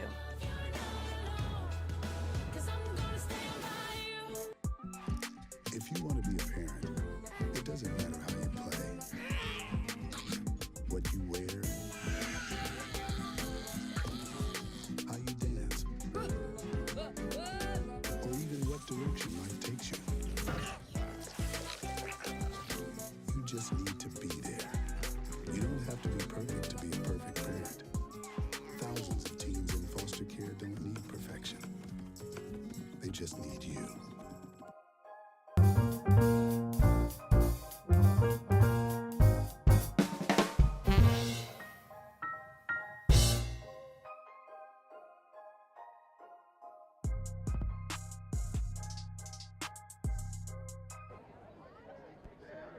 Welcome back, everybody. We're live here at the press box here at Kelleher Field as the Shamrocks lead 17-0.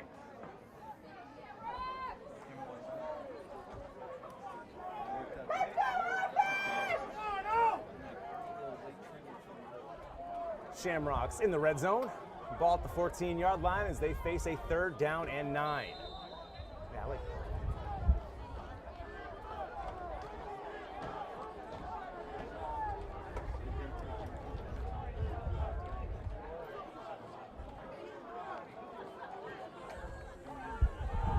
Rice looking left, has Cintron. Oh, what a diving catch by number 17, Anthony Cintron, for a Marlborough Shamrock touchdown. Cintron with his 2nd tutty of the day.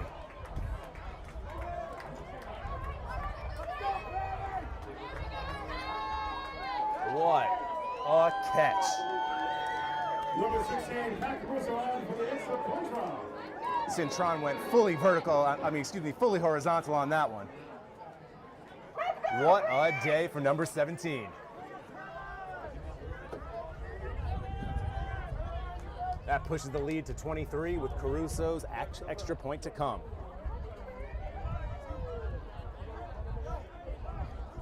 It's up. And it's good. Pat Caruso is 3 for 3 on the day for extra points. And with 14:53 to go here in the 4th quarter, the Shamrocks extend their lead to 24-0.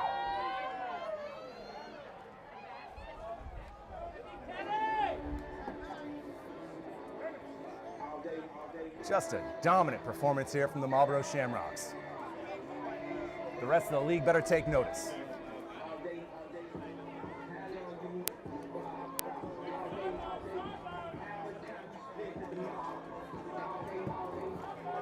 And based on,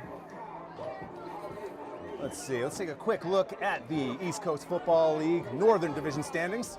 Sitting atop the league, the Granite State Destroyers with a record of 4-0. Then it's the Shamrocks at 2-1, the Bandits at 2-1. And based on tonight, I'm going to go ahead and throw a 3rd win there for the Shamrocks, while the Bandits are going to drop to 2-2. Mill City 1-2, and the hapless Brockton Bucks are 0-3.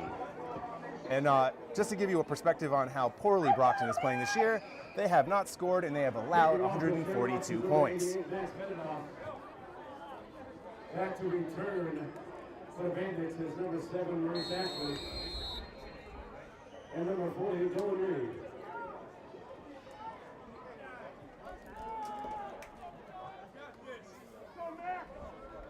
.53 to go in the 4th quarter.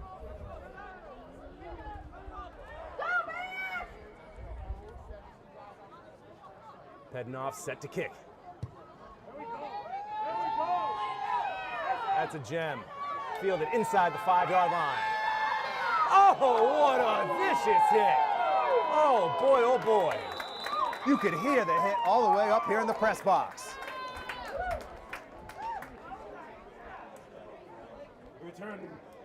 Return by number 2, Isaiah Collins. It'll be first down and 10 for Boston.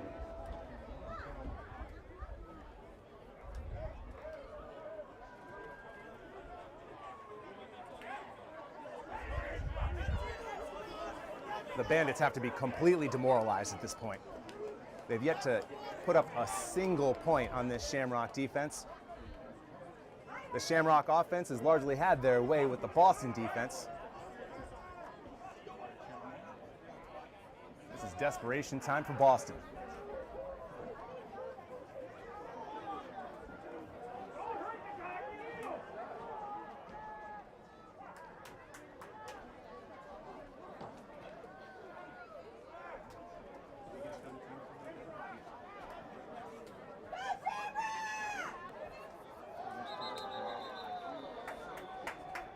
Flags on the play. We've got a penalty on the field. False start penalty called against the Bandits. 5-yard penalty will take the down. Undisciplined play there from the Bandits. Offsides, that pushes them back 5 yards, and we'll repeat first down. Heck of a day from that young man, Anthony Cintron.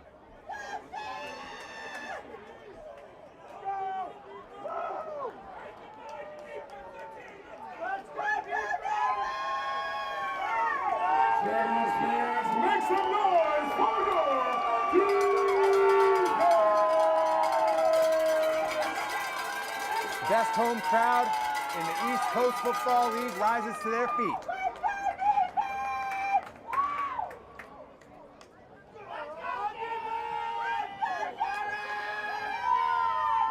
Bachelder looking across the middle.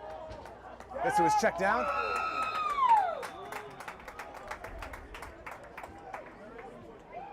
Pass complete for about a 2-yard gain.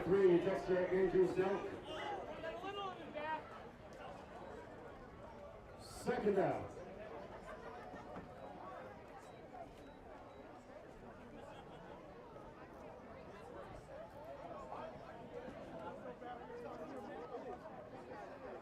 Just about 1 minute elapsed here in the fourth quarter.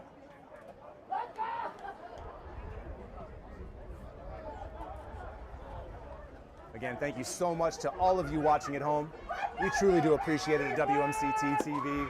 We're super proud to be able to bring you live Marlborough Shamrock coverage. Bachelder looks across the middle.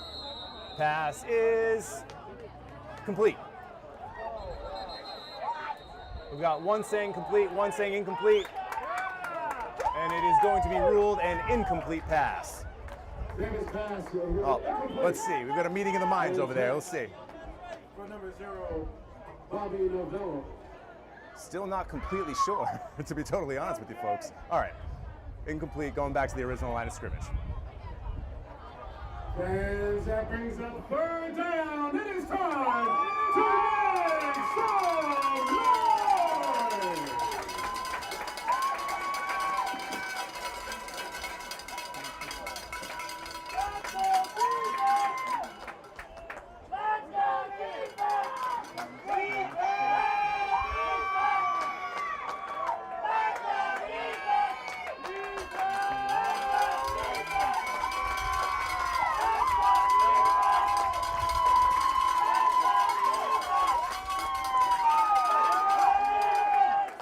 Bachelder under pressure, escapes the pocket, throws across the middle to nobody. Pass well off the mark, intended for number 2, Isaiah Collins. And we've got a Bandit on his back, taking injury time out here.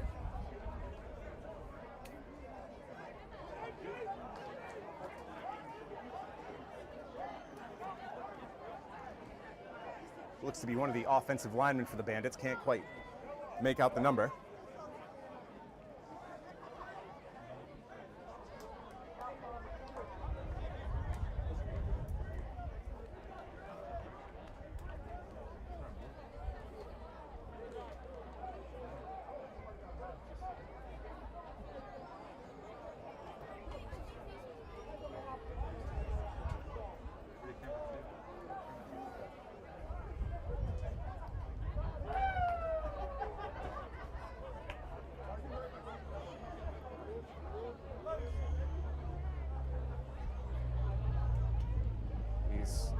finally gotten up.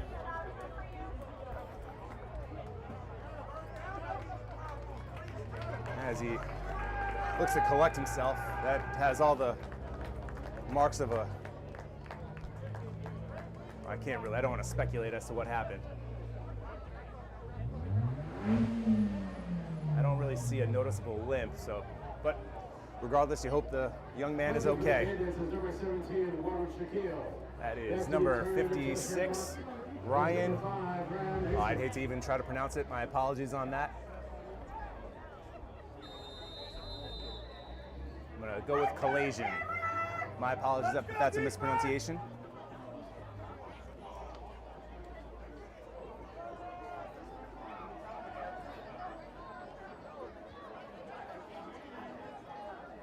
Shaquille back to punt again, almost blocked. Decent punt in length. Takes a sideways bounce and will be downed inside the 40-yard line where the Shamrocks will come out for their next possession. Always down at the 39-yard line. It'll be first down and 10. Shamrocks. For our audience, I have another question. Have you ever thought about making your own TV show? Perfect. Just get in touch with our station's access supervisor, Alex O'Neill, at our offices on 91 Main Street here in Marlborough by calling us at 508-481-1373 on that thing you call a telephone, and we'll take you through the basics of using a camera, editing your footage, and turning your dreams into a reality.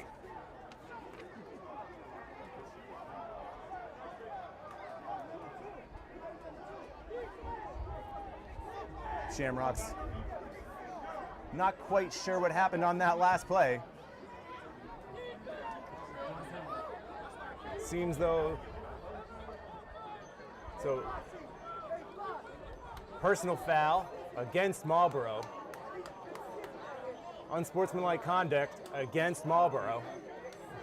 So after Marlborough should have gotten the ball back on the punt, the two penalties will give the ball back to the Bandits, and they'll continue their drive here with 12:23 to go.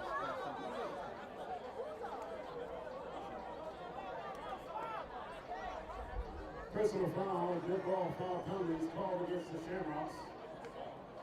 Based on the reactions in the sideline, it looks like that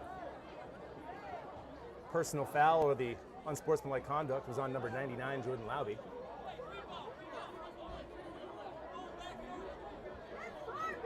That should give them 30 extra yards. And it turns a 4th and 13 into a first down and 10.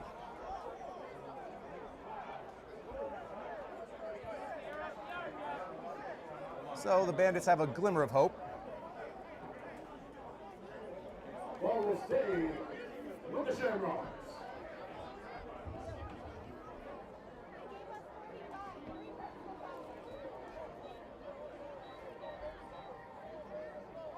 So the looks of it, looks like there ended up being 3 because that ball was moved up nearly 50 yards.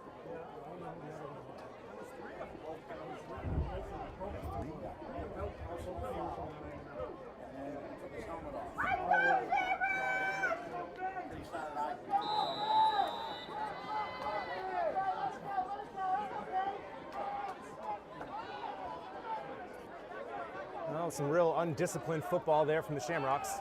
So the Shamrocks end up getting the ball back, but they take the 2 penalties. Okay, so it's all making sense now. So they were pushed back 30 yards. Okay.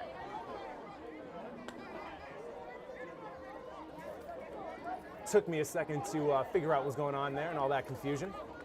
But the Shamrocks have the ball. Bryce's pass is incomplete, intended for number 3, Mark Roberts. 2nd down and 10. Ball spotted at the 30 with close to 12 minutes to go here in the 4th quarter.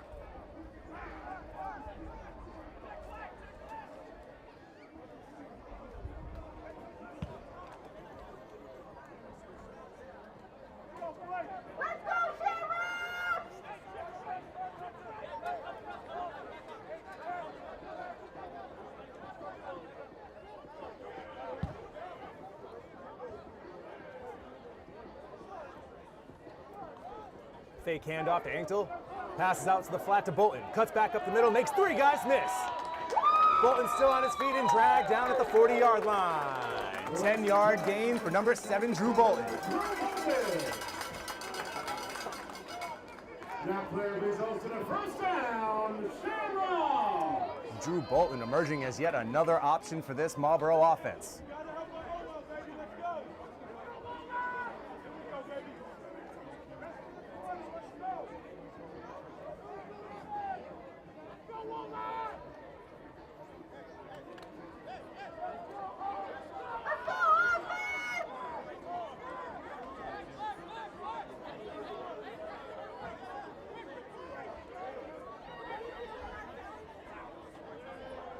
Three receivers to the top of your screen and Anthony Cintron at the bottom. Handoff, though, is given up the middle. And Brett Anktel will fall forward for a gain of a couple. That keeps the clock moving as we reach 10.5 minutes to go here in the fourth quarter. Second down and 8. Two objectives here for the Shamrocks offense. The first, obviously, to score. But second, and just as important, in my opinion, is milking the clock. Their first possession of the first half, they took nearly 8 minutes off the clock and scored a touchdown on their second possession. So let's see what they can do here with their third possession of the second half.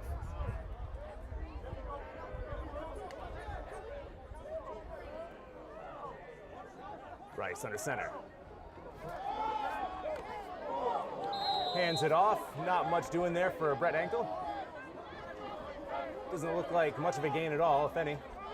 Number 20, Brett Anktel. Gain of 1 brings up third down and 7 for the Shamrocks.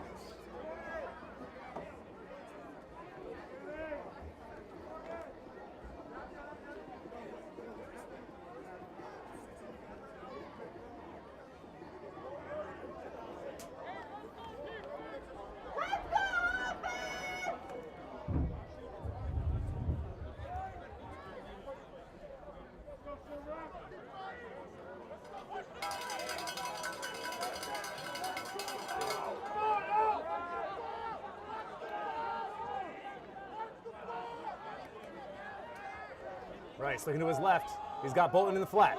Bolton cuts back, makes a man miss. Oh, then lowers the shoulder. Oh, baby. Drew Bolton demoralizes his man. Oh, boy.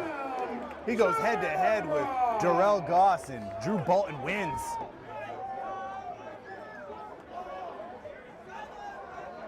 How many wide receivers does this team have? They have guys contributing left and right.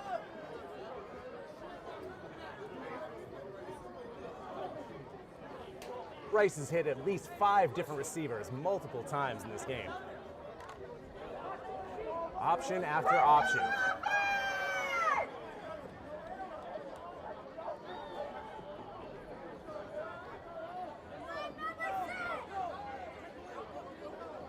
Mitch Salaj, the lone receiver at the bottom of your screen. Fake hit. Oh, Brett Anktel loses it. Oh, we'll see who got it. Oh, that's the veteran, number 20, Brett Anktel. He put the ball on the ground and turns it over. Bandits will take over. Second turnover of the day for the Shamrocks. The first, an interception by Blake Rice. His time expired in the second quarter. And here, Anktel puts it on the ground.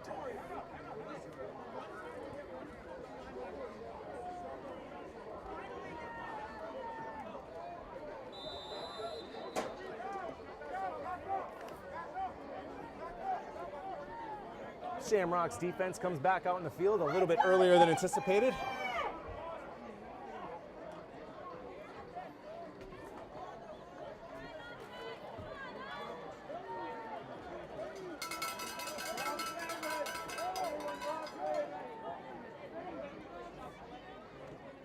Shamrocks be looking to make a play to put this one away. Showing pressure. They blitz. Pass to the outside. Wide. Deshaun Perkins in the area.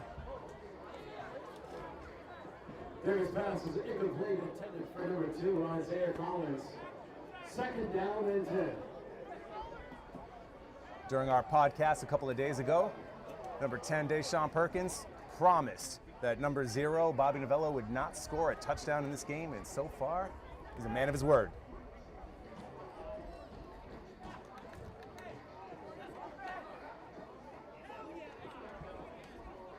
The Boston offense, has been rendered inept here in the second half. Able to put a couple of first downs together, some of their first drives in the first half, but here in the second half, they haven't been able to do anything.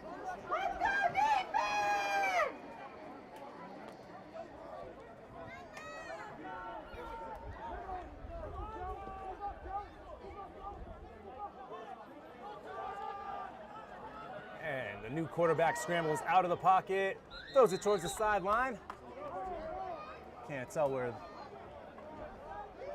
Believe it was. That pass was incomplete. Not much of an indication there from the referees. New quarterback in there for the Bandits is Bernard Davis, taking over for number 6, Kelleher. Make some noise for your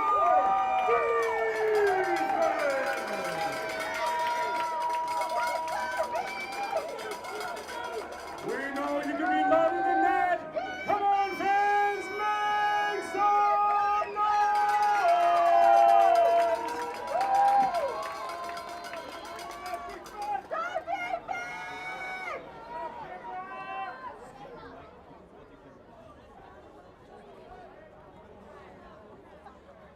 Approaching 6 minutes to go here in the game. Shamrocks up 24-0. 3rd down and 10. Ball at the Boston 46.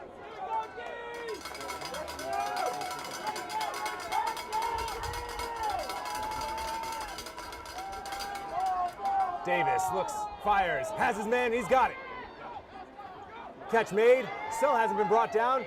Dragged inside the 25 and brought down at the 23-yard line. Bandit kind of came in a little late there. No flag called though. Catch made by Isaiah Collins.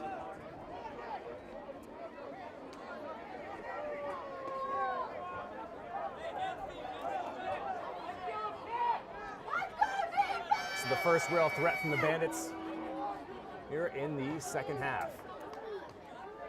Davis looking to his left. He's got number 1, makes the catch, gets out of bounds, and I believe he has enough for a first down. Catch made by Kelton Brackett Jr. Let's try that one again. Kelton Brackett Sr.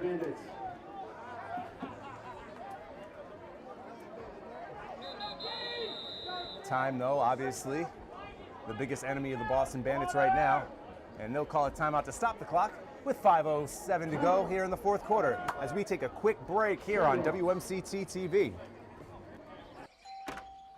Uncle Sam? You just turned 18, right? It's time to register at sss.gov. Excuse me? It only takes a minute, and it makes you eligible for student aid and millions of federal jobs. Plus, well, it's every man's responsibility. What do you say?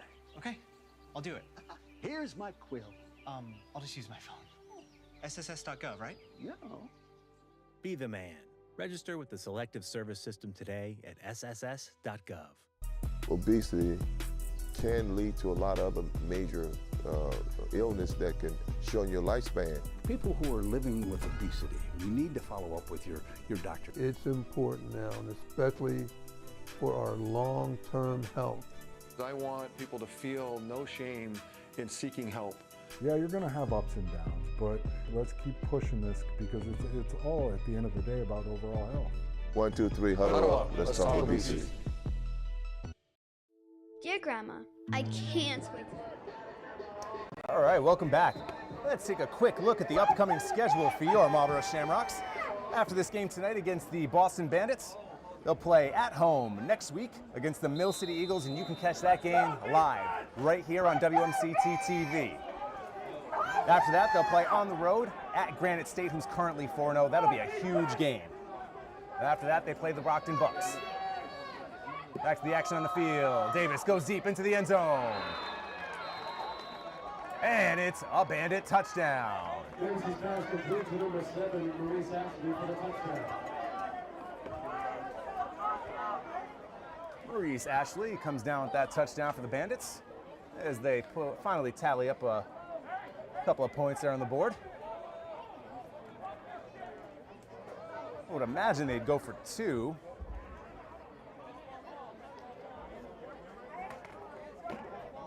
If they were to get it, it would cut it to a 2-possession game. If not, it would be a 3-possession game.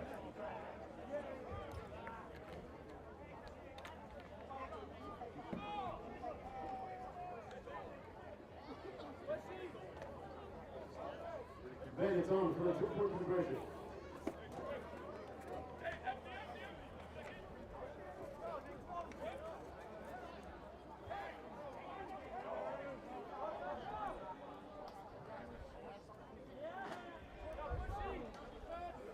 Davis lops it up, and it falls incomplete. No flags on the play.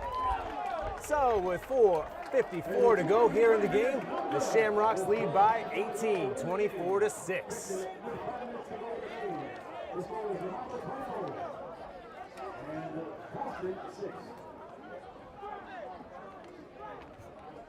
Now, folks, WMCT Sports can't be at every game, and this is especially true during the high school season, as we try to provide as much coverage as possible. But if you're interested in being a volunteer, you can reach out to us at WMCT by messaging us on Facebook. You can DM us on Twitter, or you can call us on a phone, 508-481-1373. However you choose, though, you can get in touch with us, and we can provide you with the skills and the camera training so you can help us with our coverage. All right, so 5 minutes to go, 18-point game.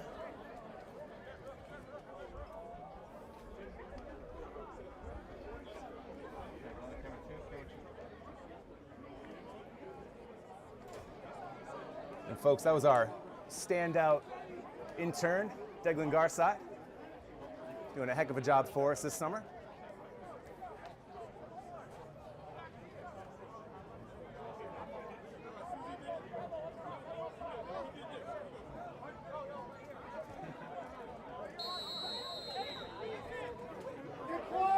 Kicking off the Bandits is number 9, Perez Lino. Actually, turning for the Shamrocks is number 5, Graham Mason.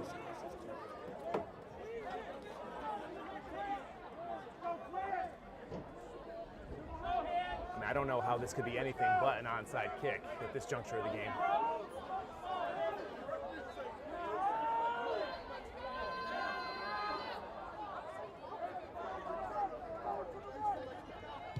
Squib, though, that's interesting. Graham Mason, though, he has it, cuts up the middle and takes it out to the 37-yard line. Number 5, Graham Mason. The first and 10 for Shamrock. I mean, I don't quite understand that. That feels like a white flag. Unless you're banking on getting 2 quick turnovers in the next 2 Shamrock possessions, coupled with you scoring a touch, or the Bandits scoring. I don't quite understand that strategy whatsoever.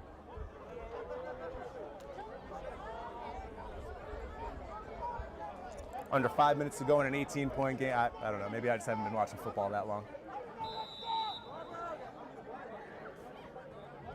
But Boston decides to send their defense out there.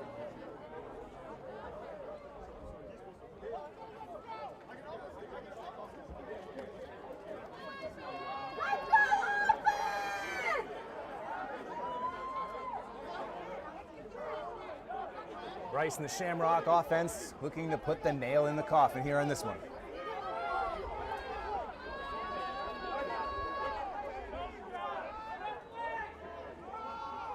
Hand off to Brett Anktel. They stick with him after the fumble. Carried by number 20, Brett Anktel.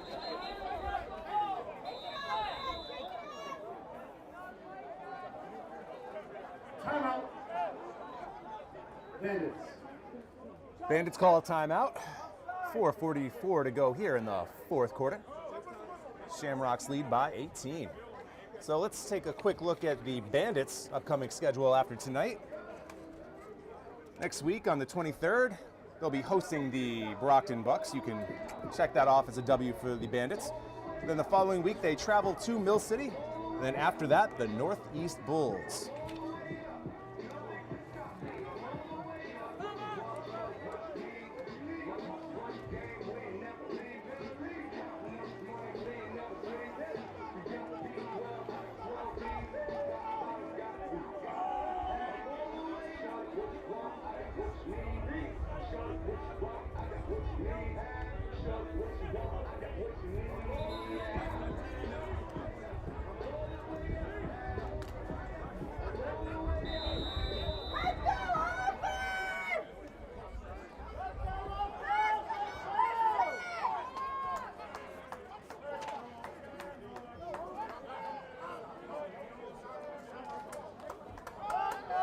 Hand up. Oh, fake the handoff to Grossis.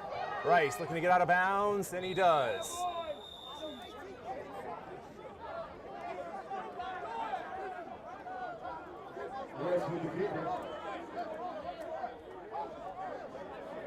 Brings up third down.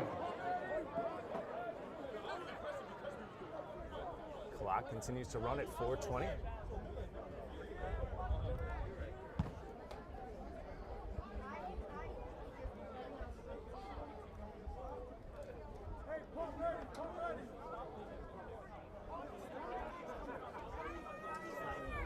If I were a betting man, I would place a rather large wager on the fact that the Shamrocks will not throw another pass. That just might. I mean, maybe after this play. 3rd down and 7, pick this up. No more passing. See if they can pick this one up, though. 3rd down and 7, ball at the 40. Rice drops back. Looks down the right sideline, nobody home. That stops the clock at 3:36, and the Shamrocks will punt the ball away.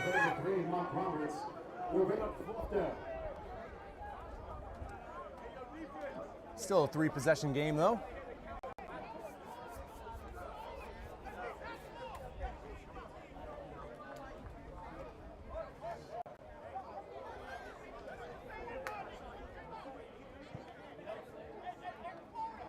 Punting away for the Shamrocks is number 88, Max Bedenoff. Returning for the Bandits is number 40, Bill Reed. Max Pednoff gets off another quality punt. Reed waiting to field it. Takes a nice Marlborough bounce. Look at that. All the way inside the 5 to the 4-yard line. Ball is down at the 4-yard line. First down and 10 for the Bandits. After a tough night for special teams, that's a nice way to possibly end it there for Pednoff and the special teams unit.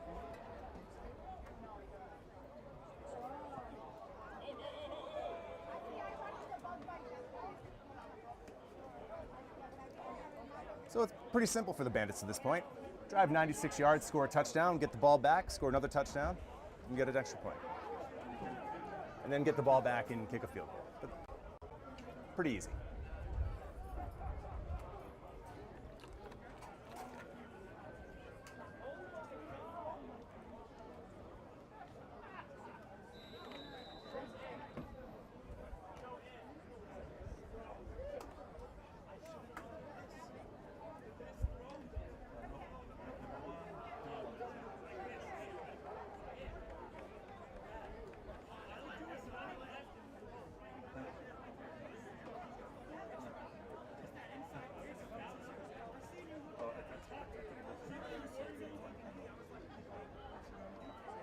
Marlborough rushes 4.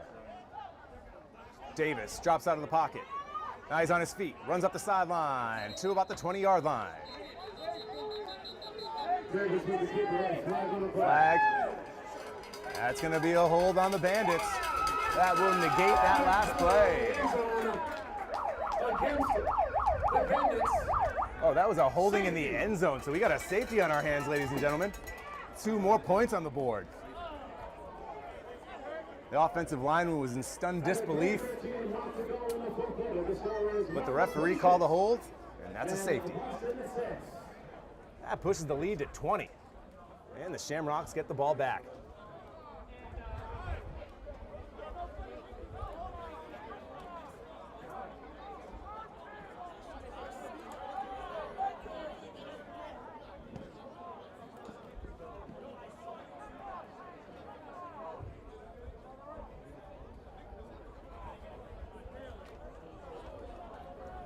So now after the safety, the Bandits will punt the ball away.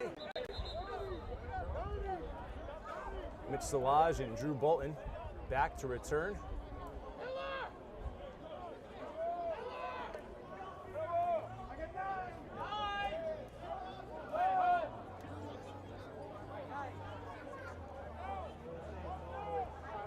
Tough night at the office for the Boston Bandits.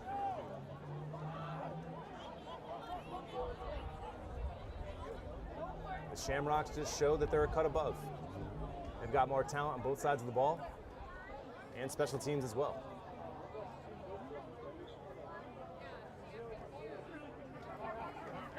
Taking off the Bandits is number 9, Hermes Olima.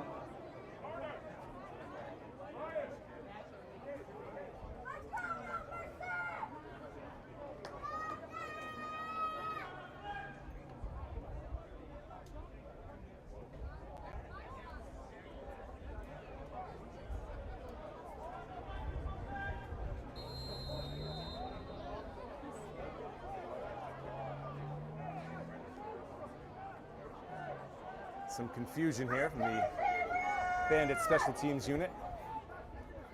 Kind of typifies how the night's gone.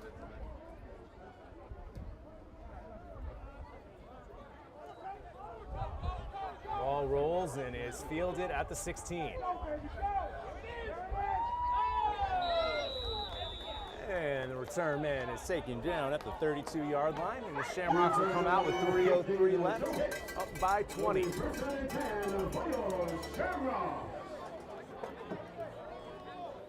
So now, if I were a betting man, I would put a large wager on the Shamrocks not passing the ball again.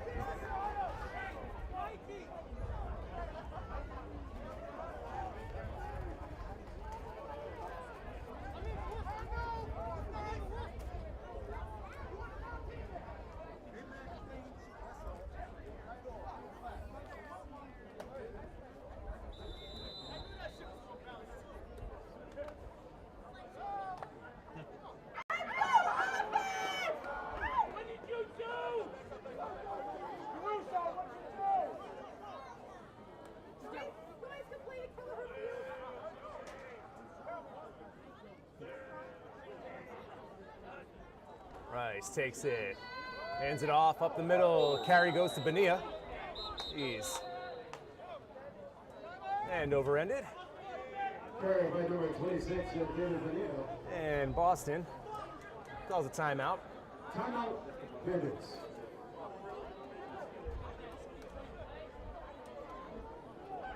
Just not quite sure you're calling timeouts down 20, but yet after you scored, you weren't going to kick an onside kick. I'm not. Just a little confusing.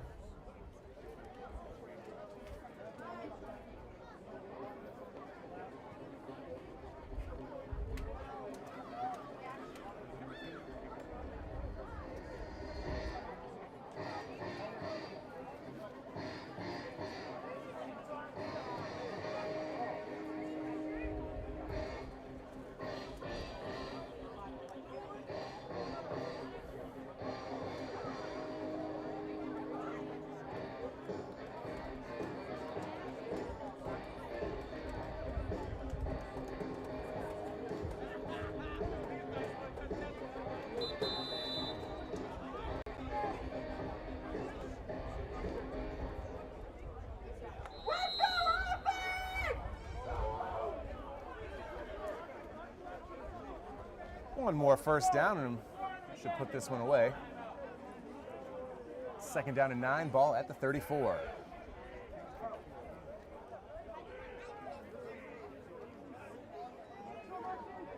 Rice passes, overshoots his intended receiver, Roberts. Rice's pass is incomplete. So for the record, I'm 0 for 2 on my predictions, so that's probably a good sign to maybe not make predictions during a broadcast.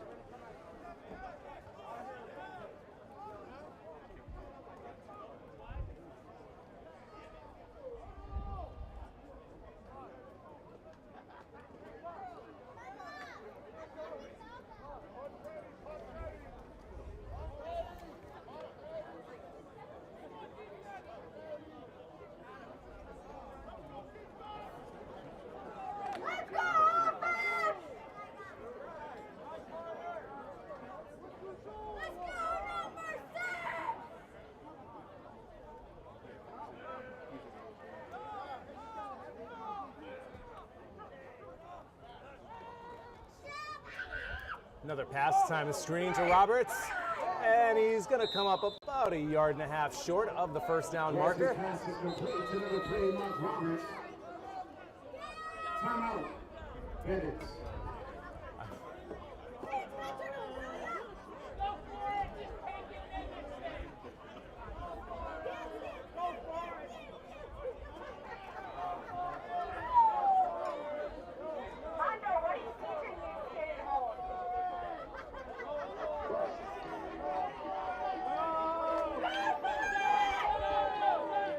Ball spotted at the 42-yard line. Line to gain is the 44.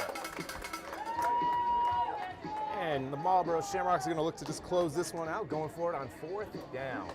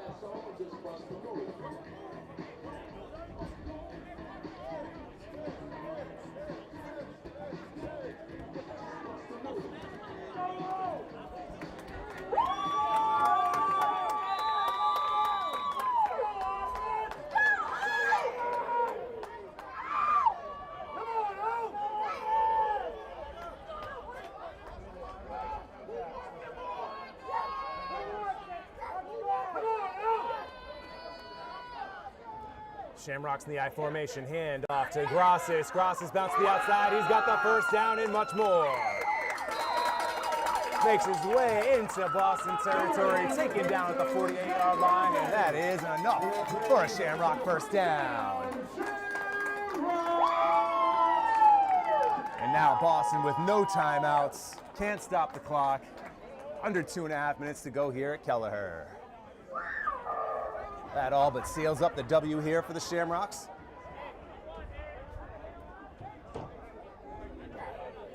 Looks like they'll walk away from tonight's game with their 3rd straight victory.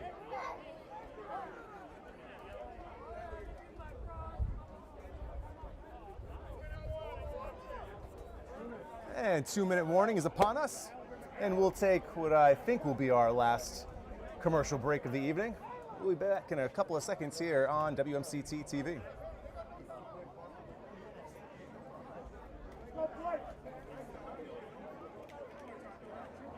You know what, on second thought, I'm going to call an audible. No commercial break. We're going to stick right here at the action live here at Kelleher, guys.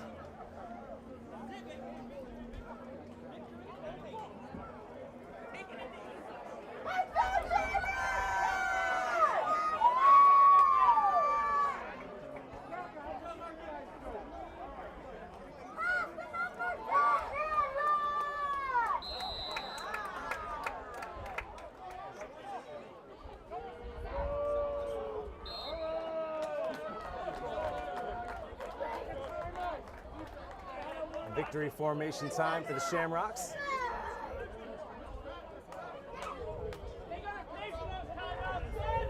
Solid overall victory for the home team this evening. Offense, 3 touchdowns, a field goal, and then 2 more points added with the safety at the end. The defense, stellar. They gave up 1 touchdown, but that was in garbage time.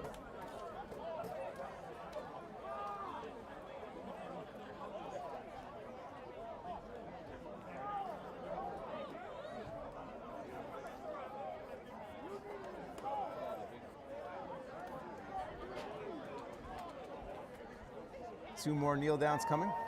That was the first.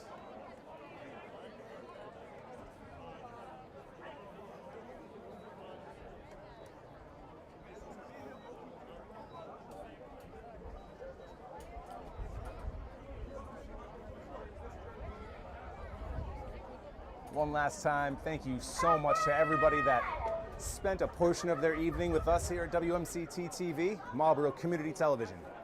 Broadcasts like this take a lot of effort and a lot of hands. I'd like to thank our Assistant Executive Director, Mike Lawton, who is the technical and director for the evening. Spencer Geary, cameraman for WJAR, helping us out for tonight on camera 1. Seglin Garside, our sideline camera. Could have spent your night doing anything else. We appreciate you hanging out with us for a little while. So, with that last kneel down, that'll end our action this evening from Kelleher Field. Shamrocks improve to 3-1. Bandits fall to 2-2. Our final score, 26-6. I'm Matt Bisaccio, signing off from Kelleher Field.